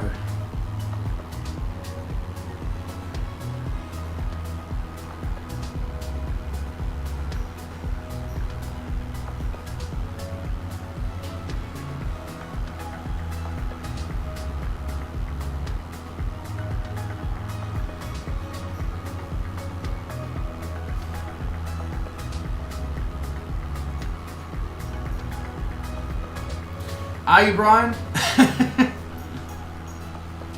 This sky is pretty spectacularly pink and orange. I'm really enjoying it. The only thing is I will need to perform some magic with the changing of the time, because obviously if we get to the locations like Fort Jefferson and Key West and it's dark, I'm not going to be able to see anything, and then what's the point kind of thing.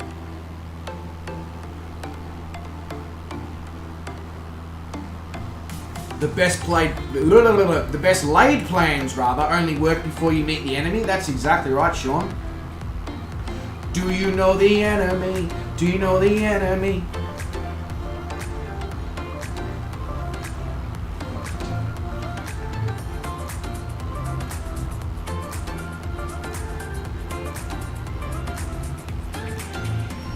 Oh, so much yawning going on. I almost need to make myself another coffee.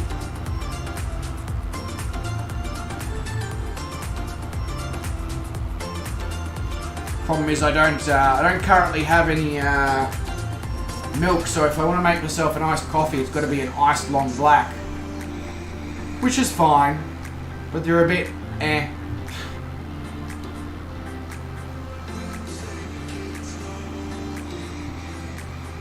I might get up and make myself a coffee in a moment though, once we pass Alturas Airport here and head towards Havana, and then hopefully I've got my coffee before we get to Havana. Havana, ooh la la.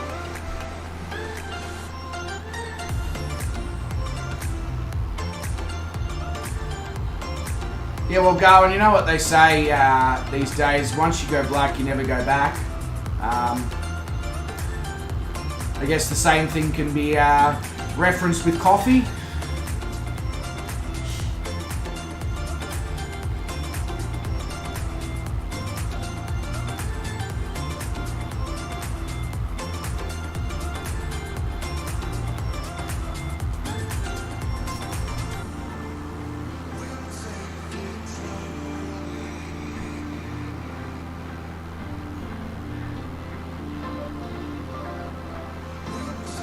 Sean forgot to bring the cigars. Don't worry, Sean, I've got the mojitos.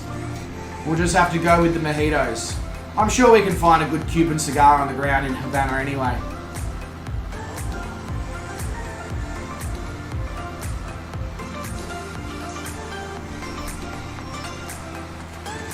Good old Asobo with the now you see it, now you don't. You'd almost think that Asobo's, oh, you know, they're playing a game of hide the glow in the dark condoms. Now you see it, now you don't, if you know what I mean.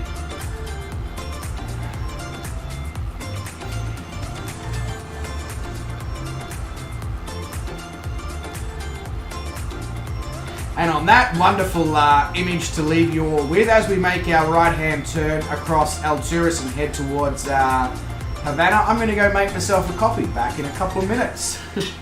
You guys can all process what I just said.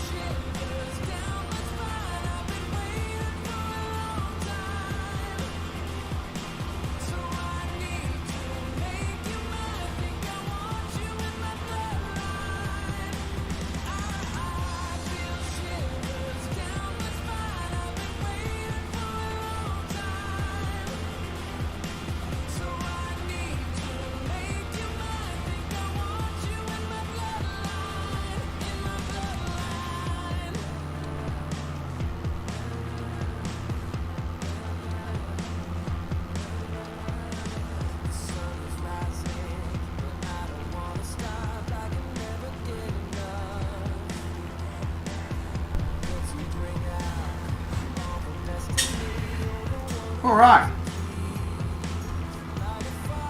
Back with the coffee.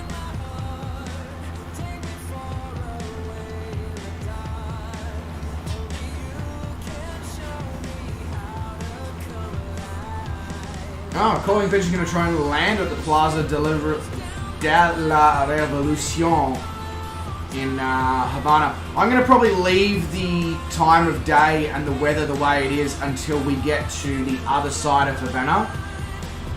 And then I will probably change the time backwards as we get closer to Fort Jefferson and Key West. Just so we can obviously see the scenery. You guys having some server issues? Yeah, I had server issues before I started the stream. As I was saying, I think it's just related to the fact that the world update's obviously going to be coming out in a couple of hours. Well, a couple of hours. In, what, 18 hours or something? Something like that? Yeah.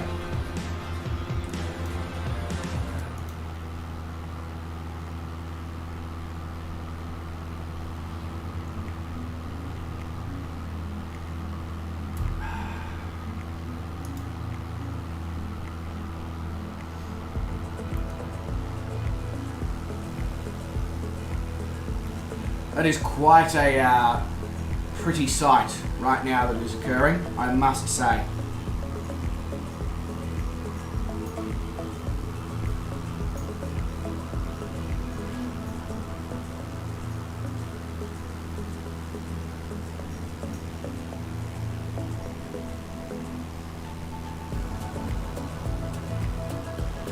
Digital, in relation to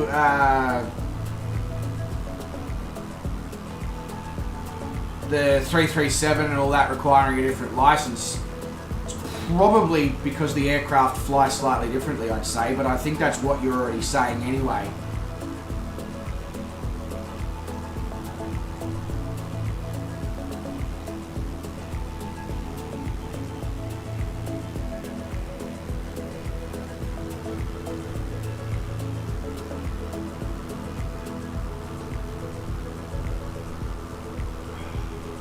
God, I love coffee.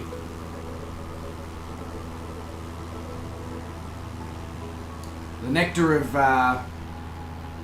waking up in the morning, which is the part I don't like. I need to turn the fan on in here now. It is getting hot. Really hot. What are we? We're at midday.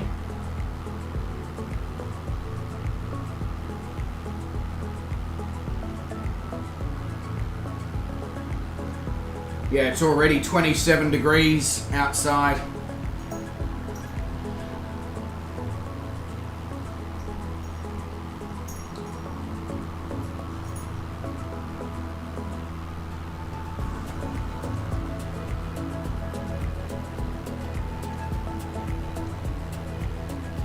Sorry, just responding to a text. 2 seconds here, guys.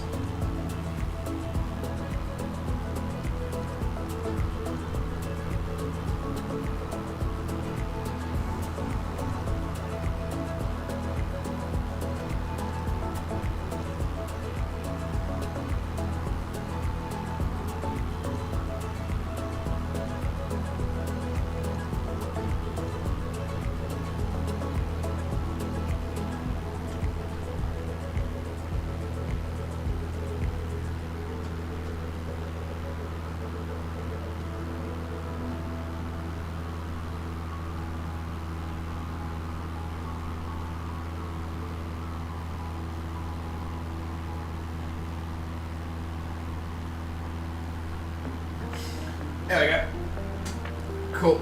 My apologies. So off to the right hand side, obviously, as you guys can see, we have player Baracoa and we have Chris doing loop-de-loops in his Pilates. And of course, as you can see in the very short distance in front of us with the Plaza de la Revolucion here in Havana. You can see obviously the whole city of Havana is lit up like a bloody Christmas tree.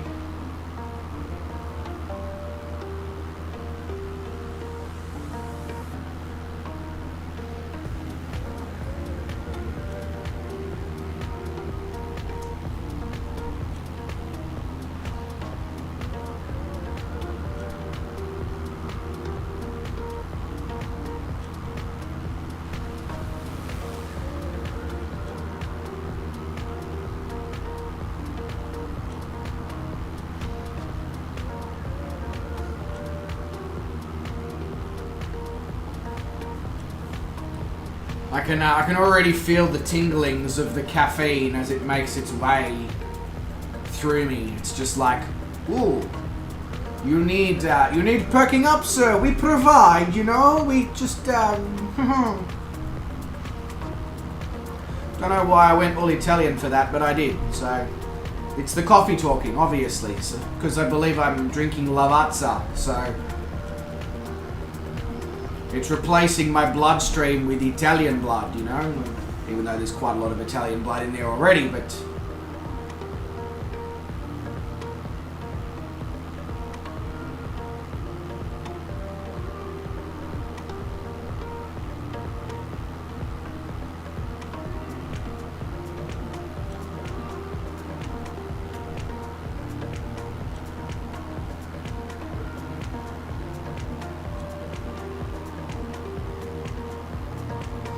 you take something that does that for you, but it ain't coffee. Cocaine?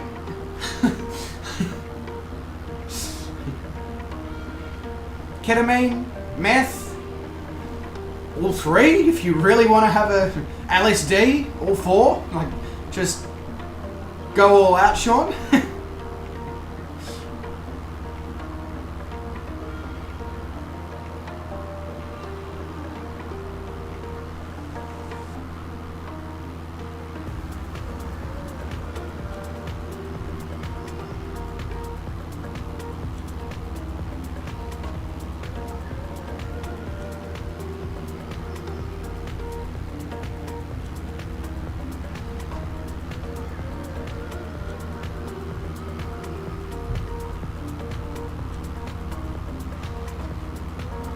Really, I think it's time to replace my, so when I make my coffee, I use the Italian percolator pot on the stove.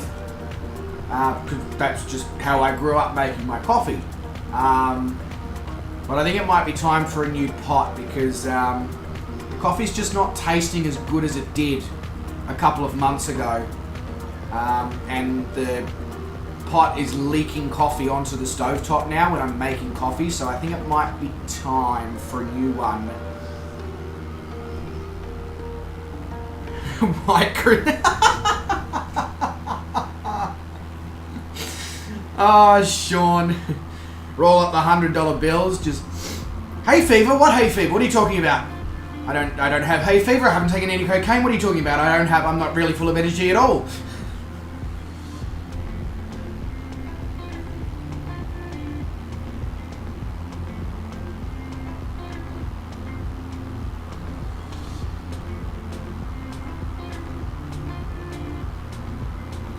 What do you mean, great advice for when I get older, Garwin? I already have some of those creams and stuff for like sore muscles and stuff. Alongside chefing and going to the gym and lifting weights, I need them. Tablet coffee machine? What on earth is a tablet coffee machine, Sean? Garwin. Yes, no, very aware of that already, Garwin. Very, very aware of that.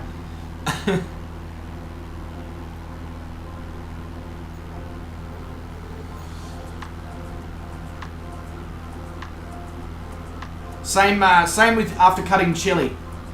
Can definitely confirm that that's an issue.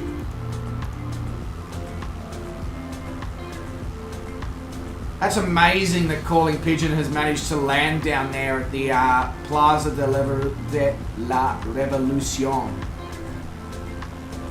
God, this whole speaking or pronouncing things with, you know, Spanish or Portuguese flair that, you know, I've needed to do throughout South America and now obviously Central/Latin America is very tiring for an Australian who's used to like barely moving their mouth when pronouncing sentences, and then I got to, you know, do all these weird things with my lips and my tongue and blah, blah, blah, blah, you know.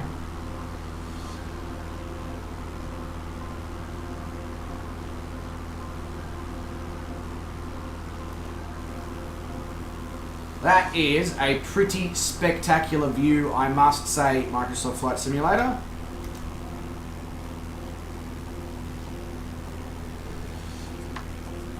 It really is nice. Havana looks great at night. Really, really does. So we'll cross over the water in the darkness, and then, as I said, as we get closer to Fort Jefferson, if it doesn't look like it's lit, I will change back to daytime. In fact, I should probably change it to live weather. Sorry, live time, should I say. There we go, 8:09 PM, that's better. The night sky looks nuts. There we go, so 89 nautical miles to Fort Jefferson. So 89 nautical miles until we know whether we can see clearly now the rain is gone, that's all. Yeah, flying in the dark from Cuba to Key West looks like a drug run. That's exactly what it is, Josh. Shh, don't tell the authorities.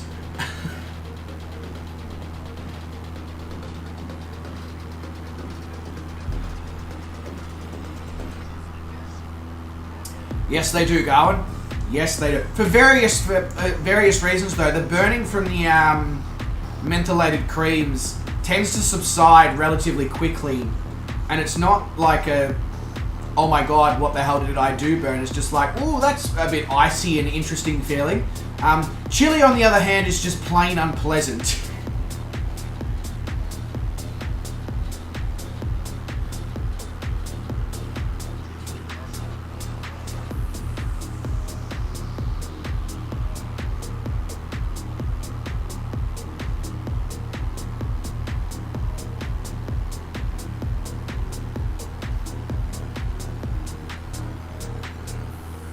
In fact, for this part of the flight, because we're flying over water, whoa! Why is it so bright in here?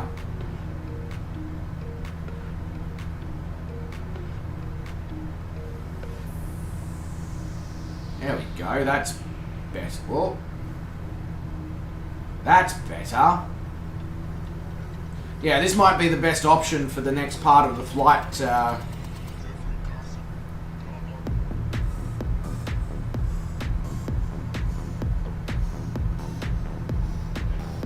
Yeah, so I've used a pod coffee machine, Sean, and they're great until you use them for a prolonged period of time and they get clogged up. And then you have to use like the solutions that you run through to declog them, but you never really manage to get all of the solution out, and it ends up making your coffee taste weird after you've had to clean it a few times.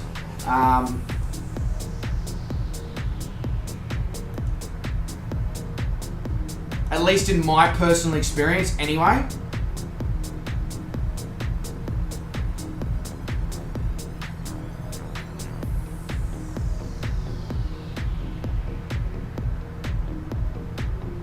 Yeah, we're going to the Dry Tortugas, exactly, Garwin. That's interesting, because the older I get, the more I care about my coffee. You know, I used to be one of those people who would quite happily drink Moccona instant and all that. And then as I got older and got an appreciation for, you know, Victorian coffee in Australia and all that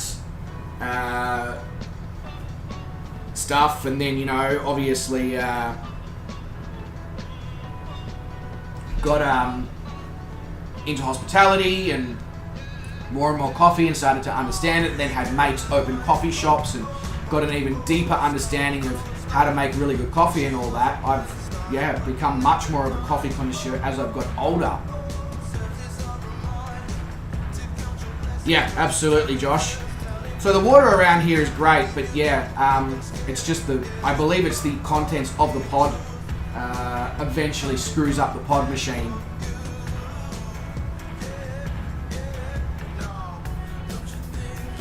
Then I enter the do I look like I give a fuck stage of life. I'm pretty sure I'm already entering that stage in a few things, Darwin. I'll be honest with you.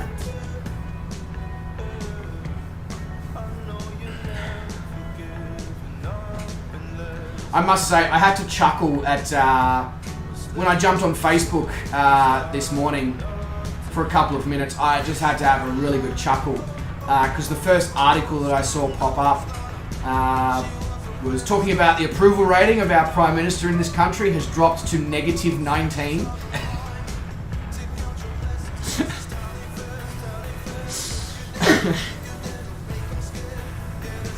You know things are bad when your approval rating is -19.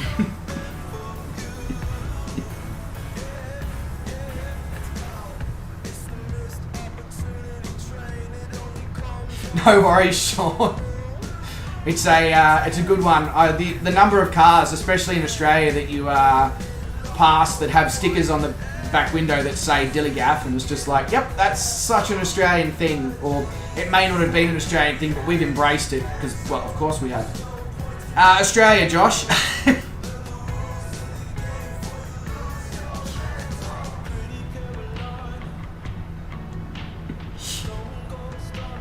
Yeah, look, I don't know, Garwin, how you can even have a -19 approval rating, but there you go.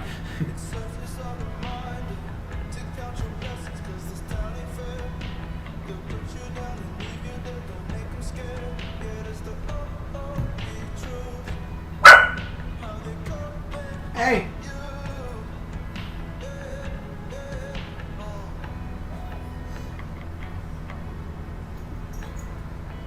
Turkey, yeah, absolutely.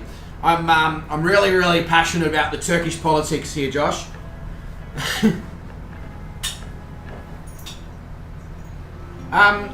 Garwin, what is craft other than making things?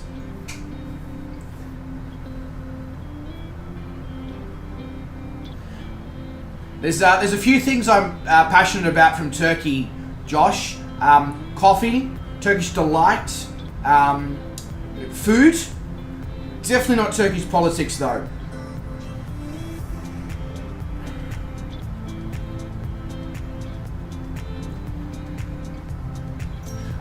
Yes, of course. I'm pretty sure I've hit that stage in life as well, or I'm pretty close.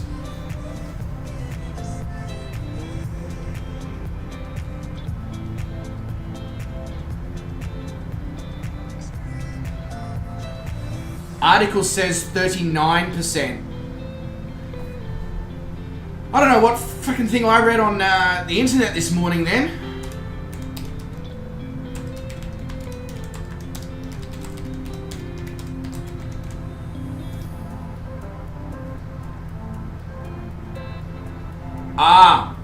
Right, okay. My bad. Voter approval has dropped by 19.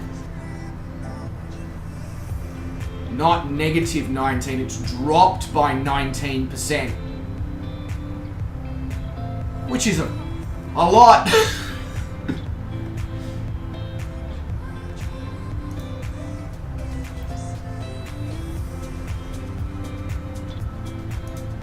Have you been Turkish delighted lately?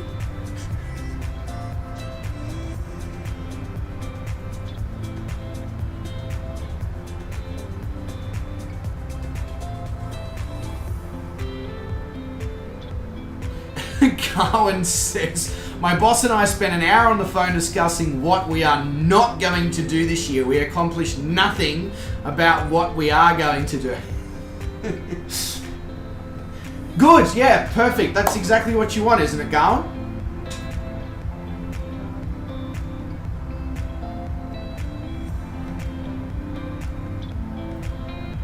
But yeah, absolutely, still significant DFD.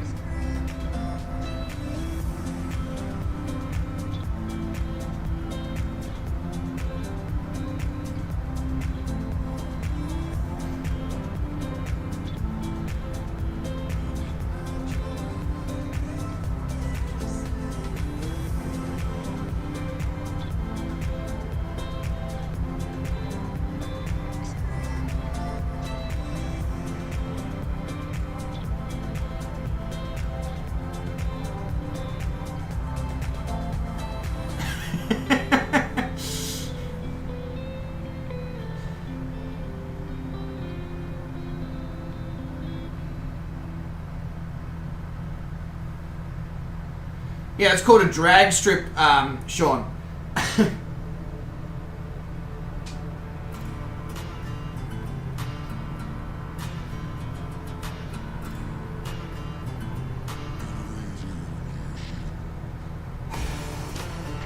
They should, somebody should make like a quarter-mile drag strip that's just got a slight curvature to it the whole way, just to really spice things up with drag racing.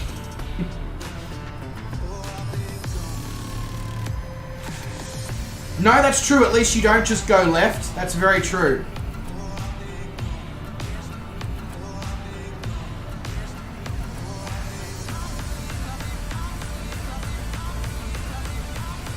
They're making a left turn. And then he's coming up here and he's going to be turning left.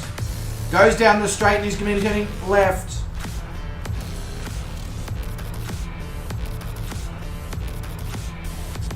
I must ask, when NASCAR drivers are driving in real life, do they always just turn left as well? Like, do they just have the right-hand side indicator stalk removed from their car and they just turn left, or what's the go?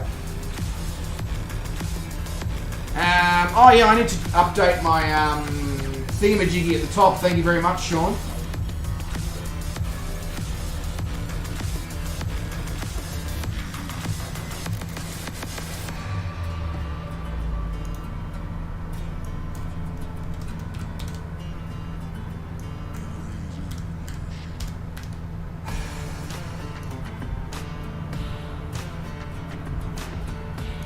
There we go. Cheers, mate. No worries, Brian, mate. All good. You look after yourself, alright? We'll catch you in the next stream. Have a good one. They are pretty amazing. Yeah, look, I mean, don't get me wrong. It's, you know, like very, very entertaining with whole the, you know, close and fast racing and the corners and all that. I always find it hilarious and I like to make fun of the fact, as do a lot of people, about the fact that they only make left turns. Although I don't know if that's even a thing anymore. Is it still only just left turns in NASCAR, or have they spiced it up a little bit?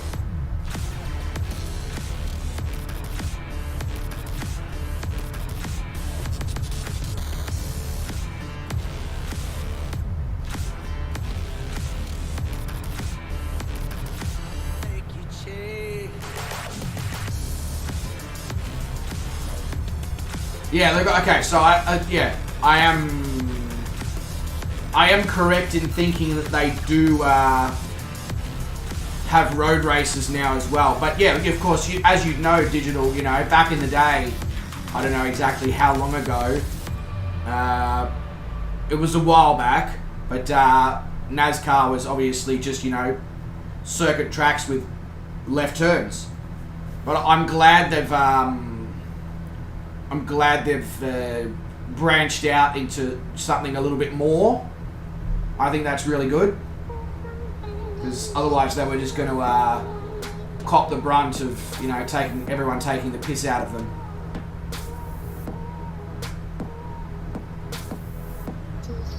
Yeah, gee, funny about that, Garwin. People like watching races that are not just a continuous oval left turn. Who'd have thought?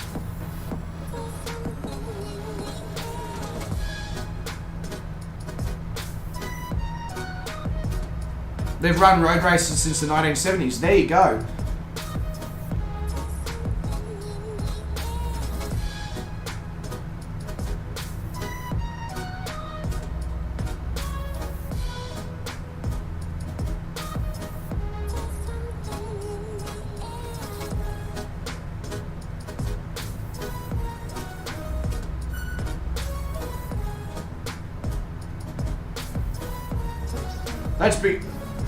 I guess, Gowan, that's because there's, you know, one of the awesome things about NASCAR that I'll give them credit for is that all the vehicles have to meet the same criteria in performance and handling and chassis and all of that underneath, which of course results in incredibly even racing that comes down specifically to driver skill and the team behind the skill. Whereas in other race series, you know, they're much more lazy, open, whatever word you want to use, to sort of manufacturers and teams being able to do things behind the scenes.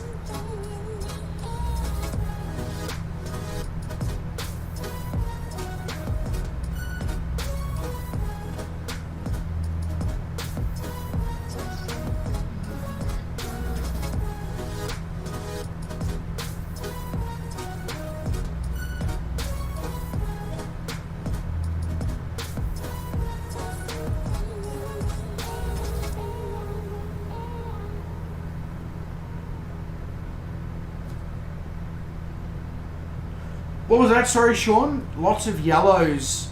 23 hours and 50 minutes. Did I miss?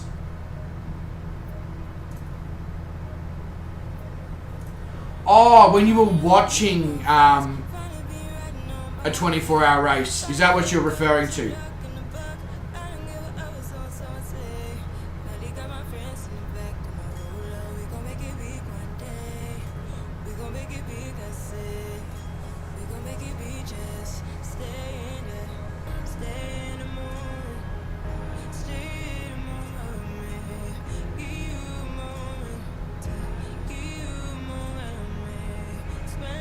Yeah, so they've gone down the road of road spec cars because they've decided to go to road racing, where they should have kept the original NASCAR, you know, thing where it was all about incredibly close racing and all that, but then put those cars on the road circuits, which they're not designed for, and that would have created a whole new level of interest and excitement and entertainment, because the drivers would have had to have learned to drive and control these vehicles that were not designed to, you know, go on a road circuit.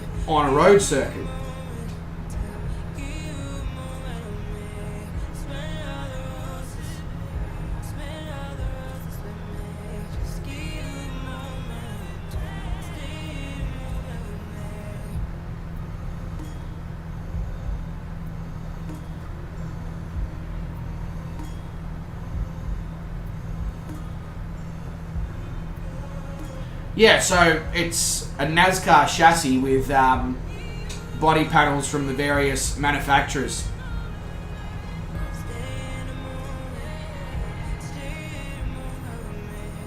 Oh, really? Are they?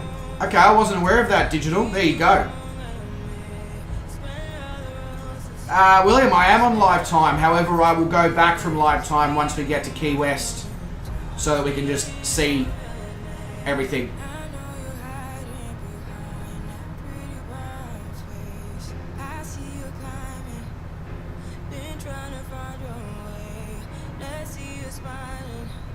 Back in a moment here, folks.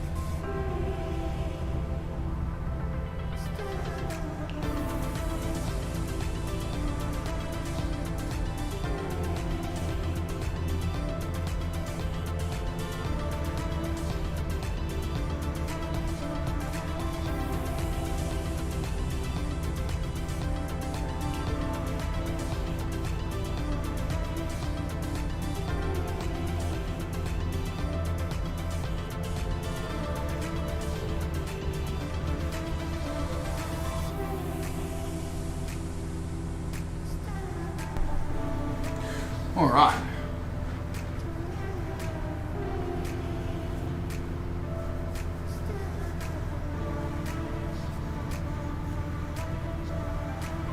Yeah, absolutely, DFD.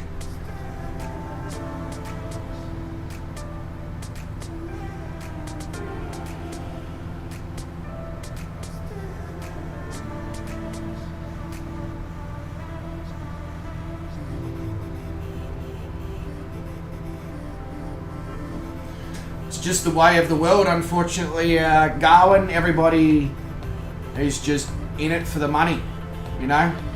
It's all about how much money can we make.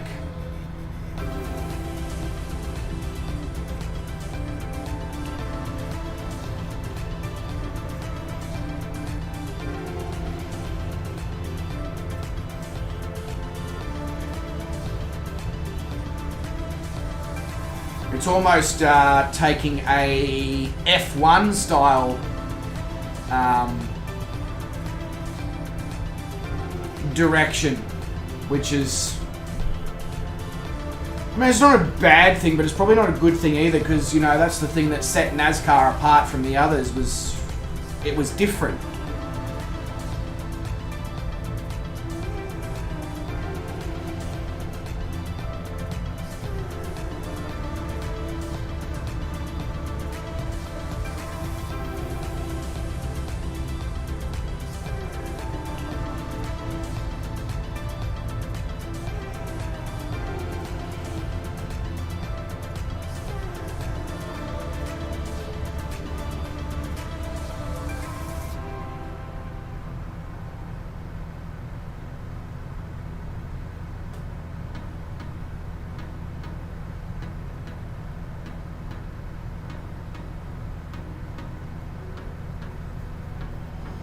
Yeah.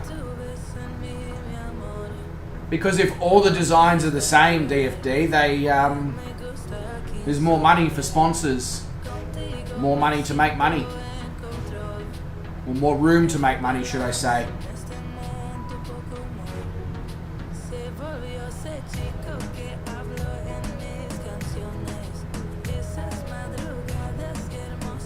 Yeah.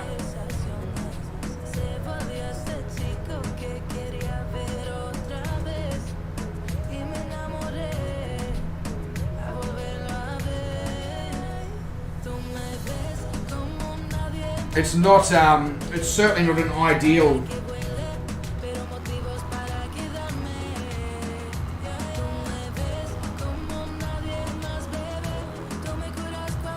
Yeah, I know, it's crazy, isn't it? The fact that they found this little fort just off the coast of some island keys. Like, there's this massive, massive country just further up, United States of America, but they managed to find this.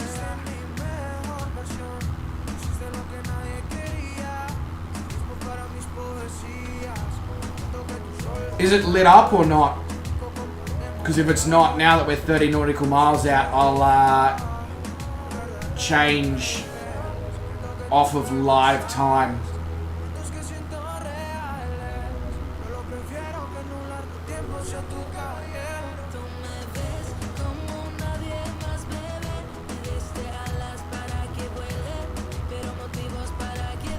Yeah, exactly, DFD. Same thing happened in F1. Sounds like the same thing's happening in NASCAR. Same thing happened here in the Australian Supercars racing. Yeah.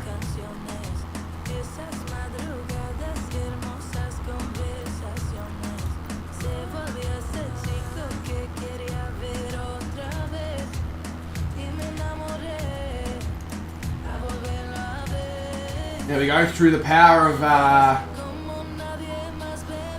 my hands, I've managed to drag the time back. I got the power. Yeah.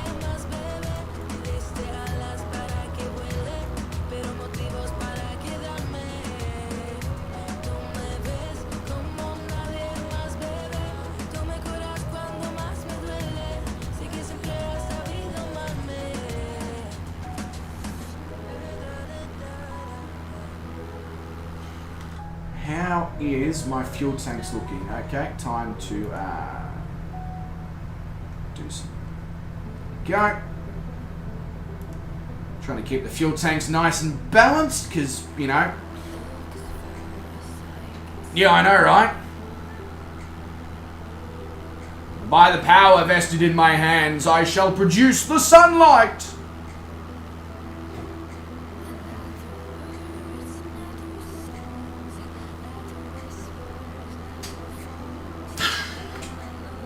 I don't fucking know what that was.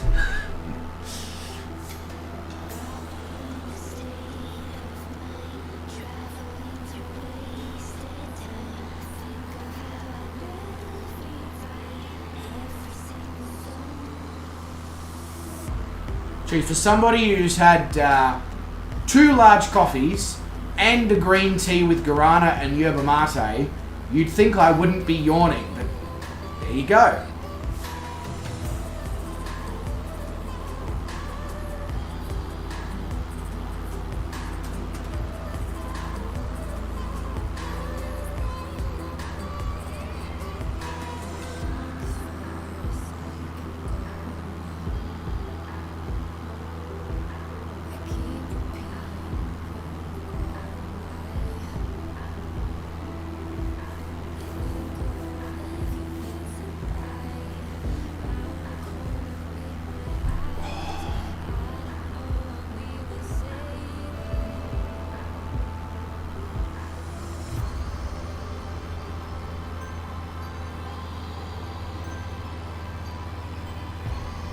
I guess the question I need to ask is, do you see what I see?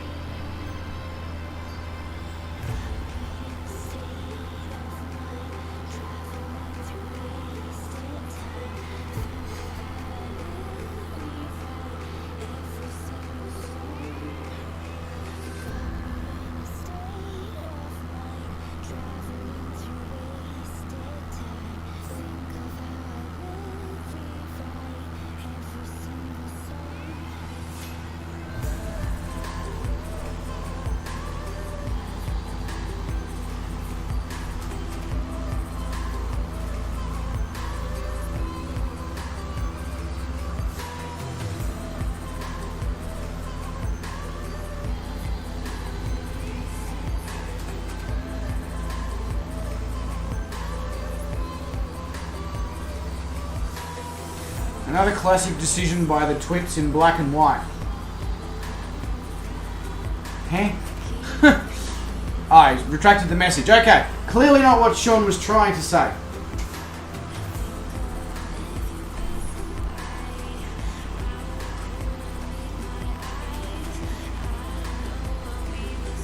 Stop yawning! That actually hurt. Whoops.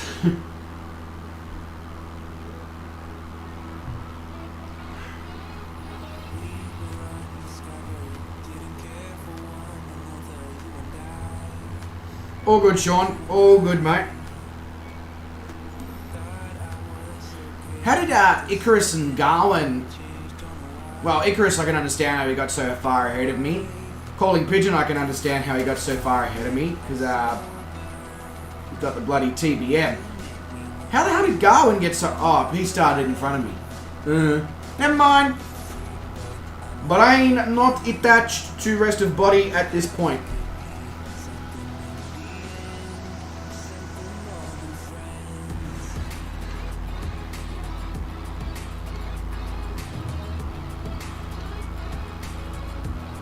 Ah, okay, that makes more sense now, Sean.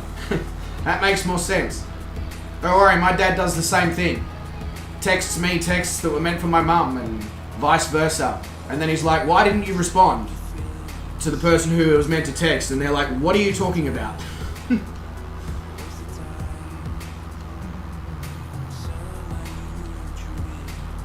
All good going.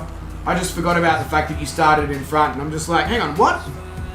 Don't worry about me. As I said, brain is not attached to the rest of the body at this point.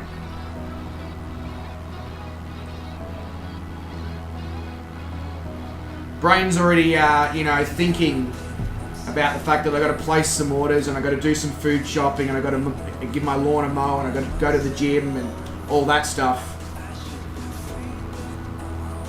And these tradies never turned up, so who on earth knows what was going on with that?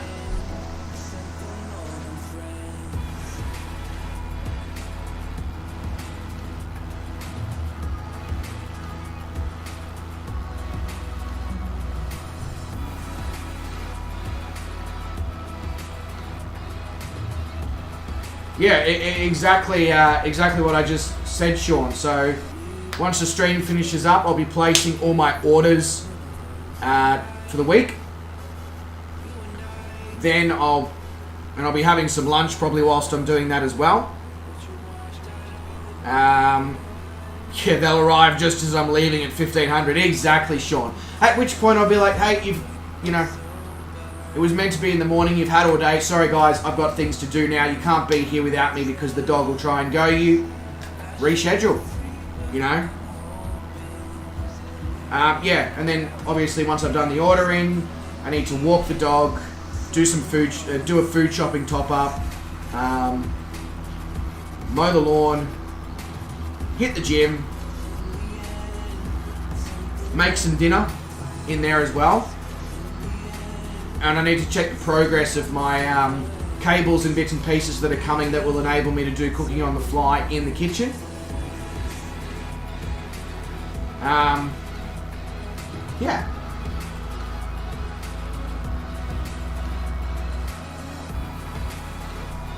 No, yeah, exactly right, Sean. No call to say delayed, but instead an email to say that they're going to come earlier, so you need to be awake, which resulted in me rescheduling my stream time for a second time, which means that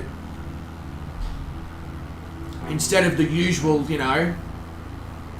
25 or 30 of you that get to fly along, obviously people are in bed doing things, not aware of the stream time change, etc. So, now I guarantee you people are going to be like, oh shit, when did you stream leg 115? Because it's so out of sync with my usual stream time.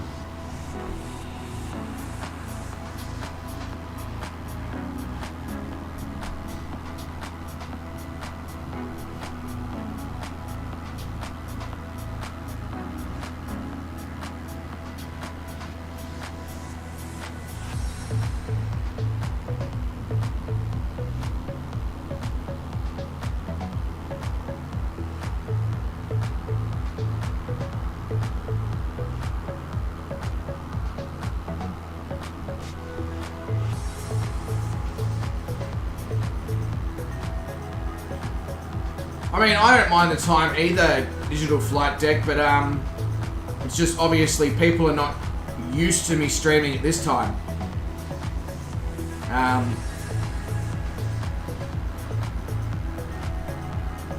But it might become a thing.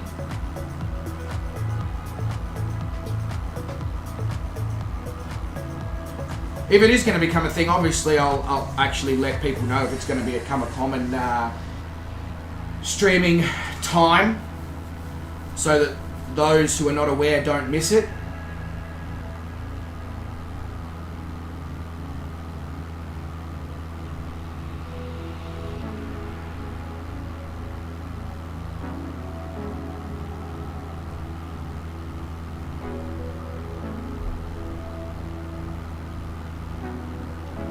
Yeah, as I said, I really like this time as well, Josh.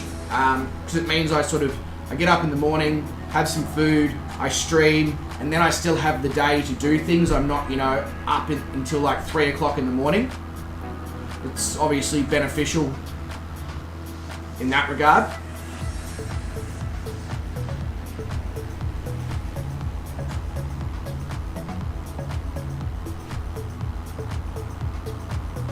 And of course, once the other half moves in with me anyway, I'm probably not gonna be wanting to be streaming until 3 or 4 o'clock in the morning anyway. So this may become sort of the normal stream time, sort of 8, 9 o'clock in the morning my time.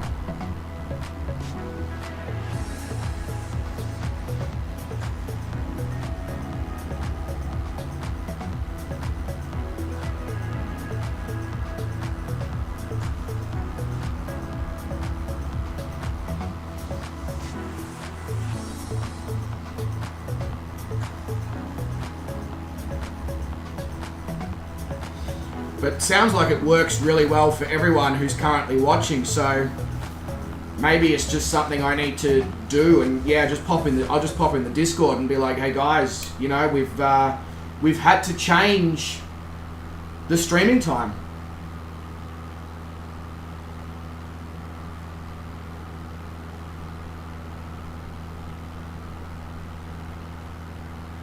And it works really well for me as well, because it means I'm not streaming after a work shift. Instead, I come home, I chill out, have some food, relax, go to bed at a reasonable time, get a good night's sleep, wake up, get some coffee into me, and then stream. Which means I'm sort of more refreshed and awake and energized and in the mood to interact. And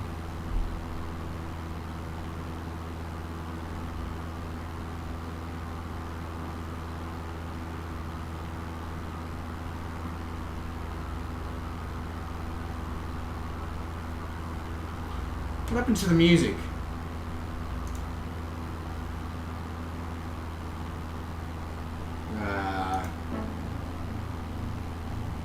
What the?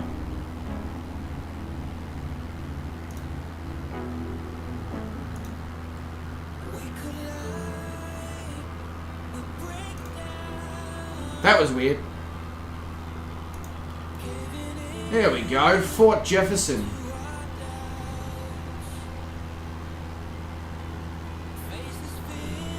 Ah, now you see, Garland, that's going to be a problem, because if I'm going to be streaming at this time of the day, it's going to be Monday and Tuesdays are going to be, because they're my days off.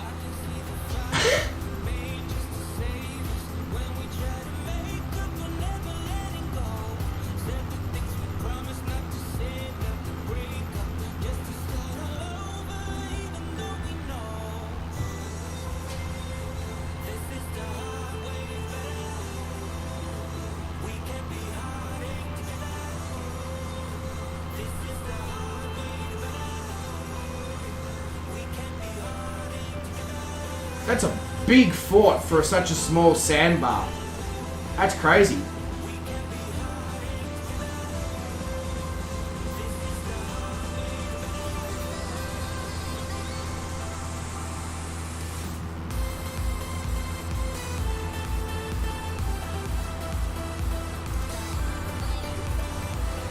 Ah. I see, Garland. Yeah,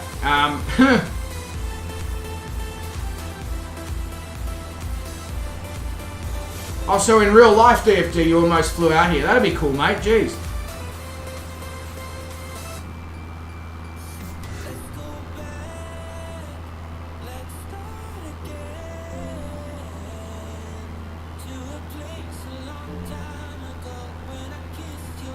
So we've got 57 nautical miles to Key West International. That's not necessarily a bad thing, because on a level of hungry to of how hungry I am, it's probably about an 8.5 out of 10 right now.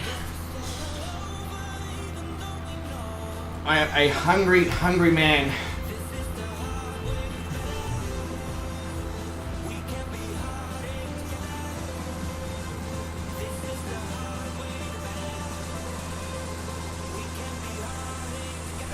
Although, Garwin,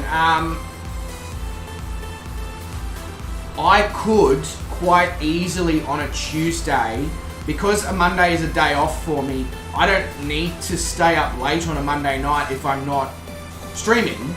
So I could quite easily start my stream on a Tuesday at like 5, 6 o'clock in the morning.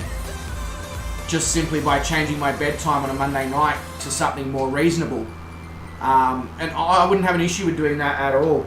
And then you could have your stream follow directly on from mine if you wanted. So that both of us can fit in on a Tuesday.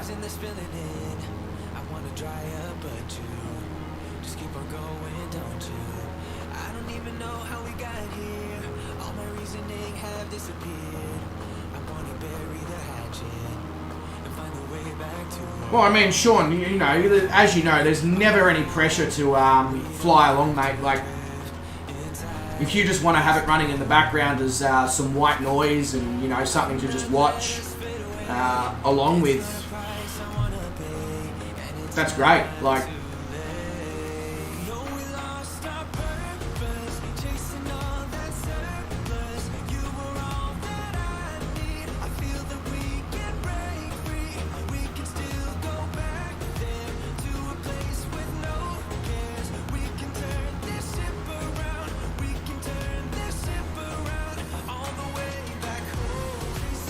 and then that way, if you're feeling up to it, or if you're able to, you can jump in and fly. Otherwise, you've just got some, you know, background entertainment whilst you, you know, just sort of relax.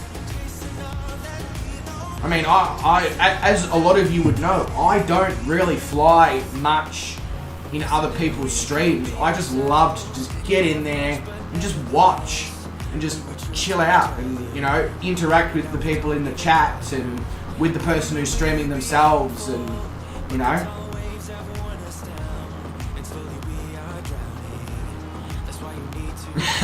Cowan.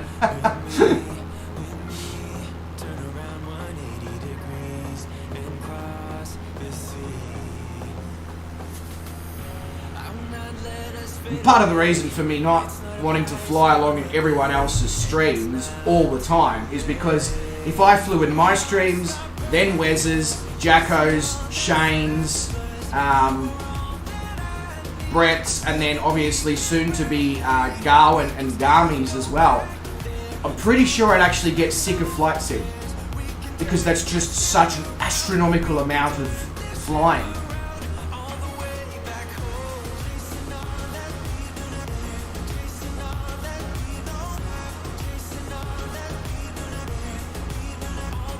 And then digital flight deck as well. Like, I would not be able to keep up with, you know, that would basically mean that whenever I'm on the computer, I would be simming.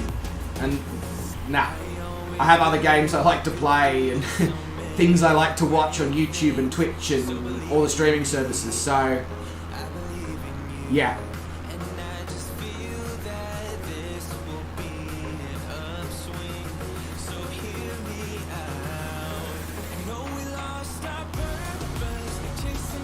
Love the fact that I can, you know, I mean, I do fly along with Dave on his Around Australia, just because obviously that's something that really, you know, interests me because it's the country I live in. And I definitely fly along with Wes in the DC6s, but I like to pick and choose on the other streams that are flight sim, just because, yeah, you know, too much of one thing is not good.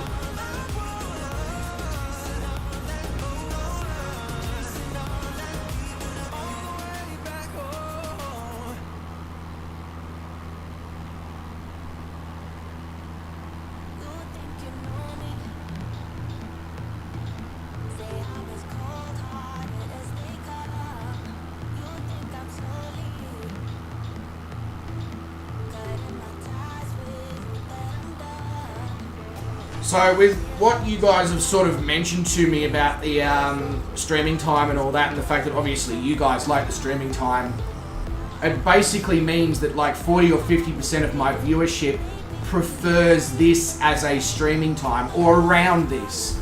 So I'm going to just pop it in the Discord, maybe in the poll section or something, and just, you know, sort of, well, I might just even say, hey guys, we're now going to just trial this as a streaming time for the next couple of weeks, see what happens, see if people enjoy it over a prolonged period of time, etc. And then I'll probably end up streaming the Australian East Coast to West Coast series and all of the smaller series in the evening times for me, where, you know, it's only 90 minutes, 2-hour streams maximum kind of thing, so that, you know, I still get to bed at a reasonable time.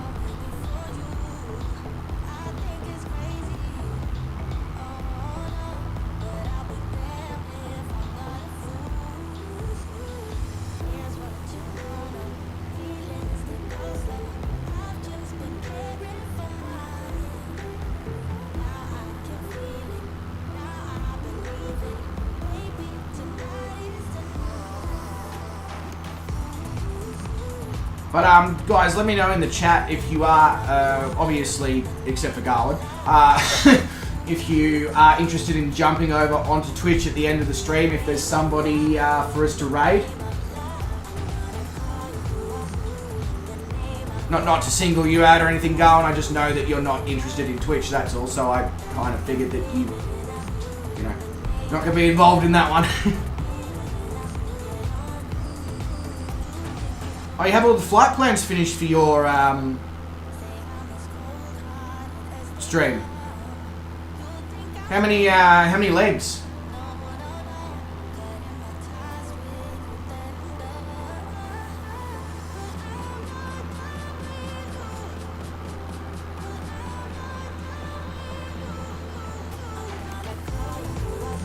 Yeah, no, fair enough, Sean. All good, mate.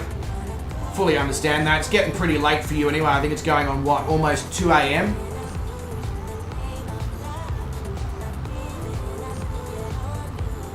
$31 legs. Yeah, shit, that's decent. That's really good, mate. You can definitely guarantee that even if I don't fly on all of those legs going, you can definitely guarantee that I will be watching along, especially if it's, you know, Tuesday morning my time.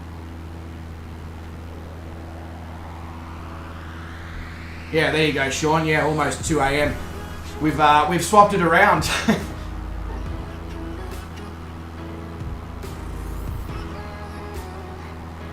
Oh, flight planning takes ages, DFD.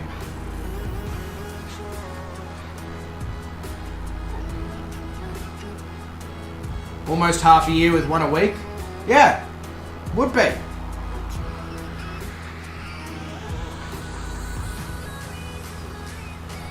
No, over half a year, Garland. 26 weeks is half a year.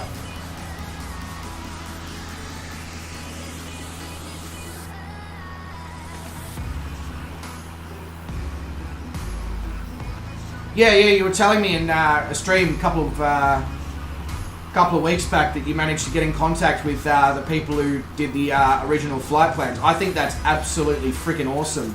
The fact that they were so happy to share with you so that you could recreate it. Are you going to just stream on the tube, or are you going to like stream across multiple platforms? Because I get the feeling that your, you know, whole thing of taking the long easy, you know, recreating the historic flight probably get a lot of traction. Look! Look! What the fuck is this?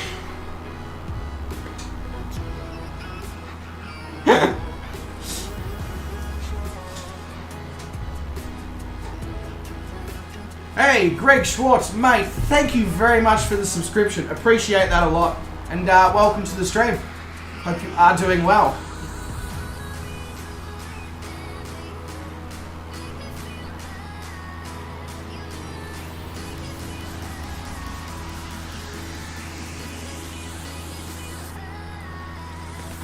I forgot about the fact that I made Ramsey the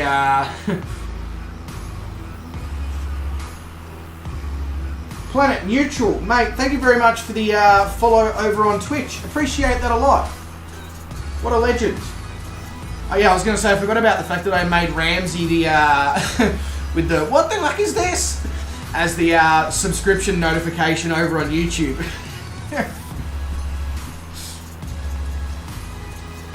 Oh, you're the same person, Greg. Hey, how you going, mate? Welcome. If only I had a camera for, you know, each side of the streaming services, just be like, thumbs up. But that would look a bit weird. Anyway, either way, mate, welcome. Pleasure to have you here. Hope you are doing well. Hope you had a great weekend.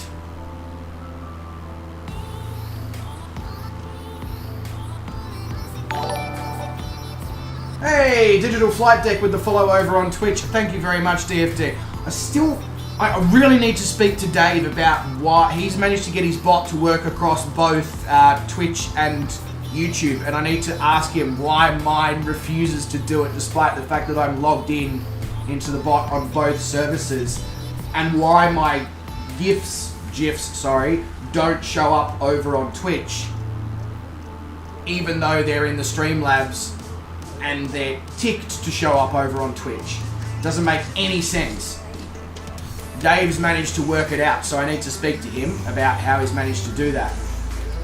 Dave, if you're watching or listening, I'm coming for you. That's a messed up sentence when you think about it. Alright, so the active runway is the one that is straight in at Key West, actually. How's that? Couldn't have nailed that any better if I tried. What a pretty part of the world this is, and we're going to. So the next stream, which is going up to Fort Lauderdale and then into Tampa, we're going to be doing up all the Florida Keys. So hop, hop, hop, hop, hop, hop, hop, and then into Fort Lauderdale, over the top of Miami as well. So that's going to be a pretty spectacular visual stream. You'll never use Twitch or Facebook? I like Facebook. There's a new streaming service, Garland, that I was actually about to check out called Trovo. I'm going to look into it. I might try and stream over there instead of Facebook.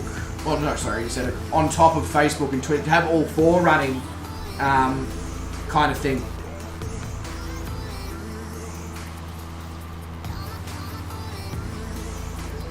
Seeing as I have the option to anyway, seeing as I'm paying for Streamlabs Prime, I may as well take advantage of it, is the way I'm looking at it. You're hoping to start in 2 weeks? Yeah, that'll be awesome, Garland. That'll be really cool. As I said, let me know if you want to do Tuesday at around the time that I started my stream today. That's absolutely not a problem. I will just adjust. If I'm gonna, which I'm probably gonna move my streaming times to morning for me.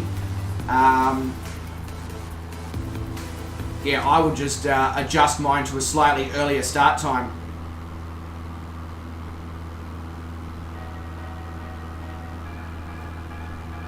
Oh yeah, no. I don't think anyone streams, especially in the flight sim community, Garwin, that, you know, between myself and Wes and Dave and Brett and Gammy and Digital Flight Deck and all that. I don't think any of us do it for money. We all do it because we have various places that we wanted to fly, but we didn't want to do it alone. You know, I'm 100% the case with the World Adventure. It took me watching Oz Flight Sim, Ashoni Gaming and Captain Arash for me to go, oh, actually I should do this round the world trip that I want to do in the sim. Streaming it so that maybe other people can join in.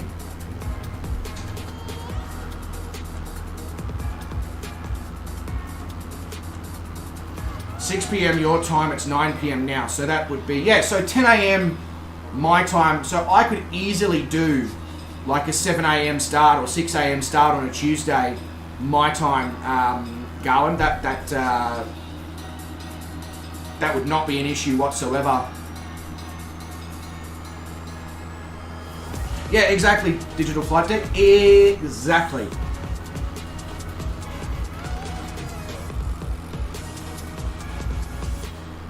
Yeah, funny about that, Garland, with like, you know, something like 7 or 8 of us streaming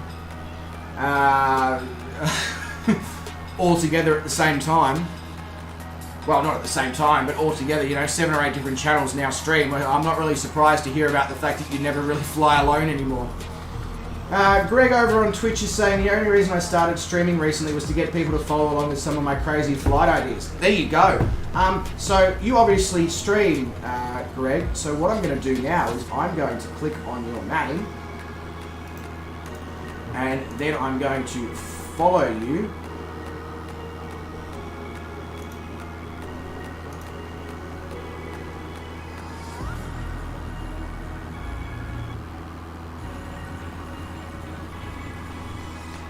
Yeah, sweet. You look like there's some really cool content there, mate.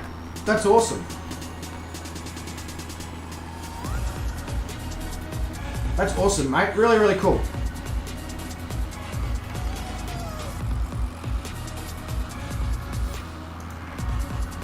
Guys, if you are over on Twitch, do go give Planet Neutral some love.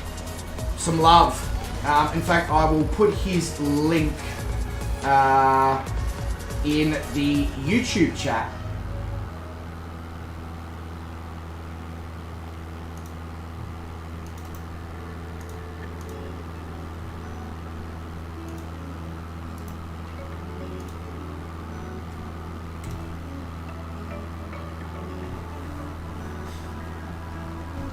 Seems like he's got some cool content.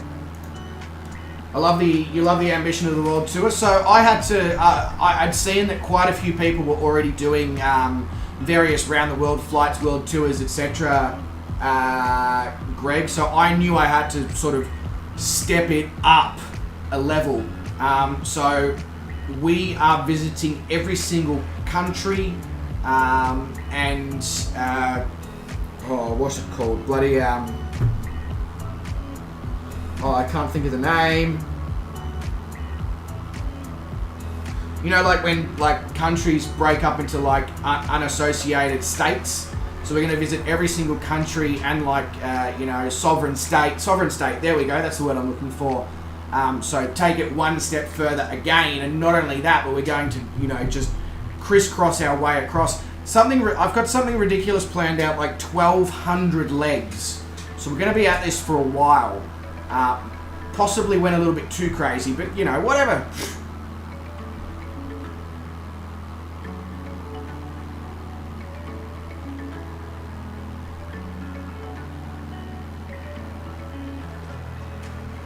Yeah, so at the moment going as, I don't know if I think I mentioned it in a stream previously, but I don't know if you were there or not. I'm waiting on all sorts of cables and tripods and various bits and pieces to arrive so that I can do it in the kitchen, which is up the corridor there.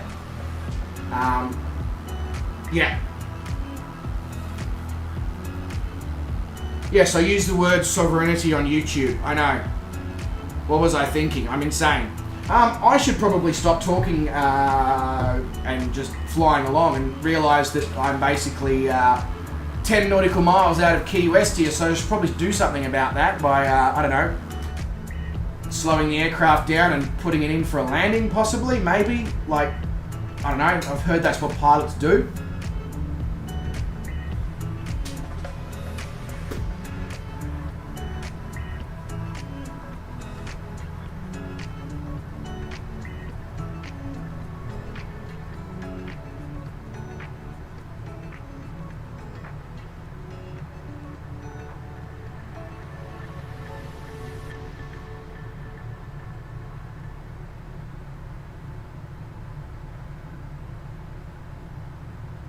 Ooh, I should probably have my prop up and my mixture up for landing.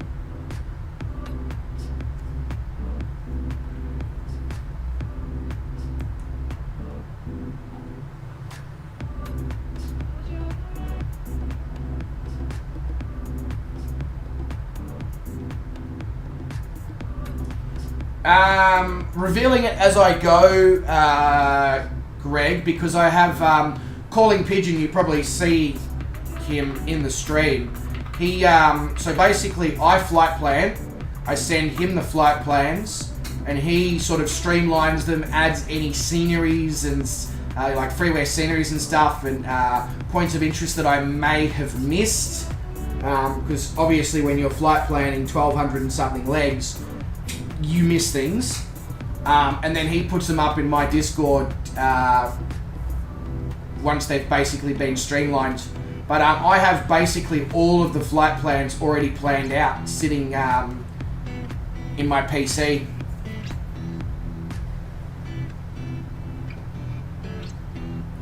And then what I'm doing as we finish certain sections of the world is I take all the flight plans, compress them into a zip file, and put them in the Discord, so that those who miss a flight or want to refly certain things can download the zip file from the Discord, unzip it, pick their flight plans, fly them, etc.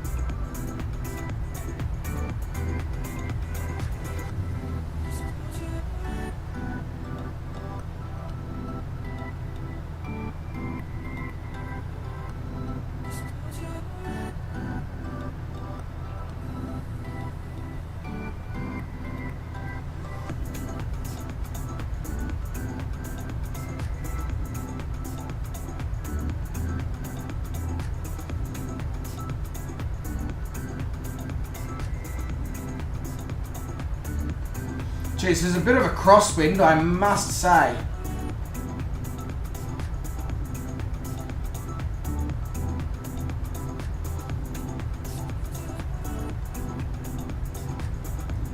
Loving the cruise ships here on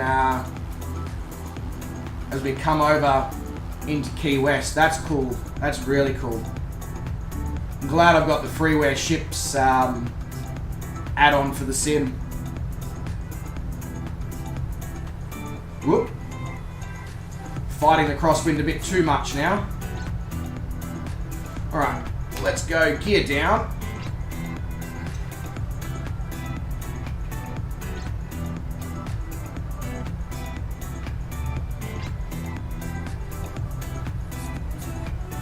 And I'll go flaps 1.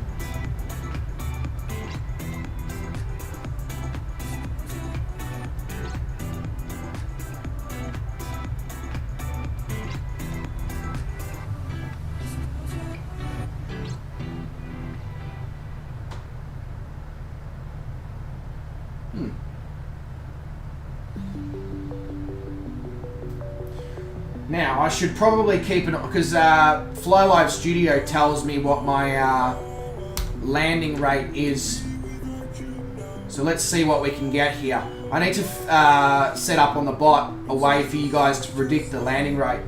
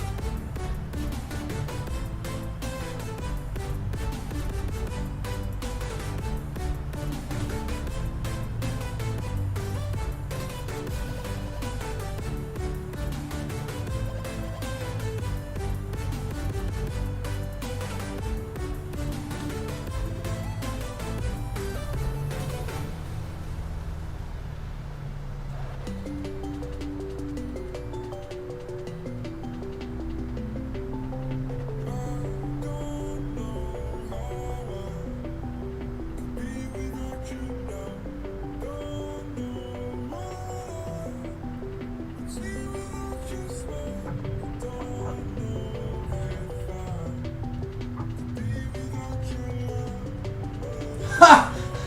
27 feet per minute landing rate.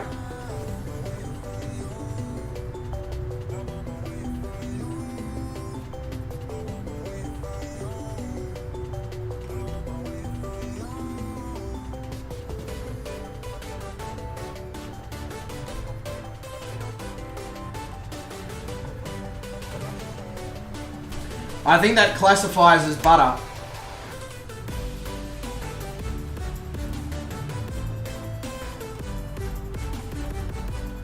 Hey, thank you very much for jumping in, Icarus. Much appreciated, mate. Enjoy the rest of your evening. Look after yourself, stay safe, etc., mate.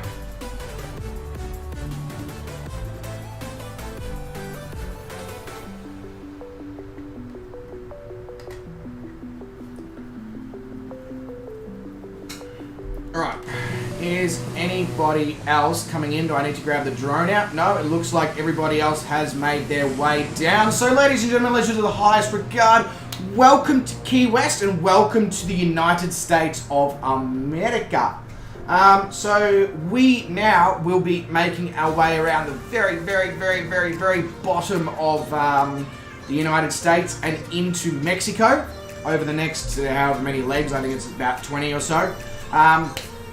So that's what you guys have got to look forward to in the upcoming streams. But ladies and gentlemen, legends of the highest regard, I hope you did enjoy that flight as much as I did. Obviously, that large amount of water is nothing that we could really do anything about. But I thought that Havana with the sunset and then Cuba with the sunset and Havana at night was absolutely spectacular to see.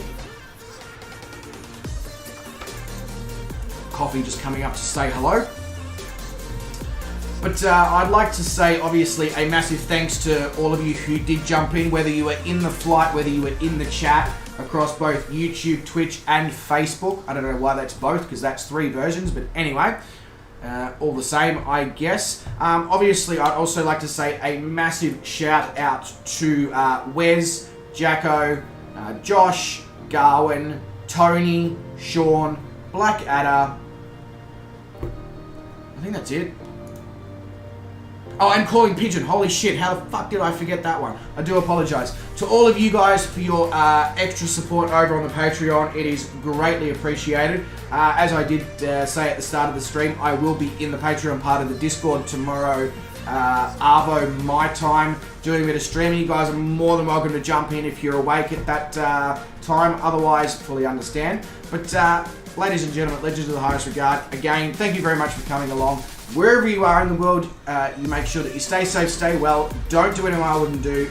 Obviously, look after yourselves, especially during, you know, this early part of the year and the still crazy, ridiculous shit that's going on with this pandemic and all that.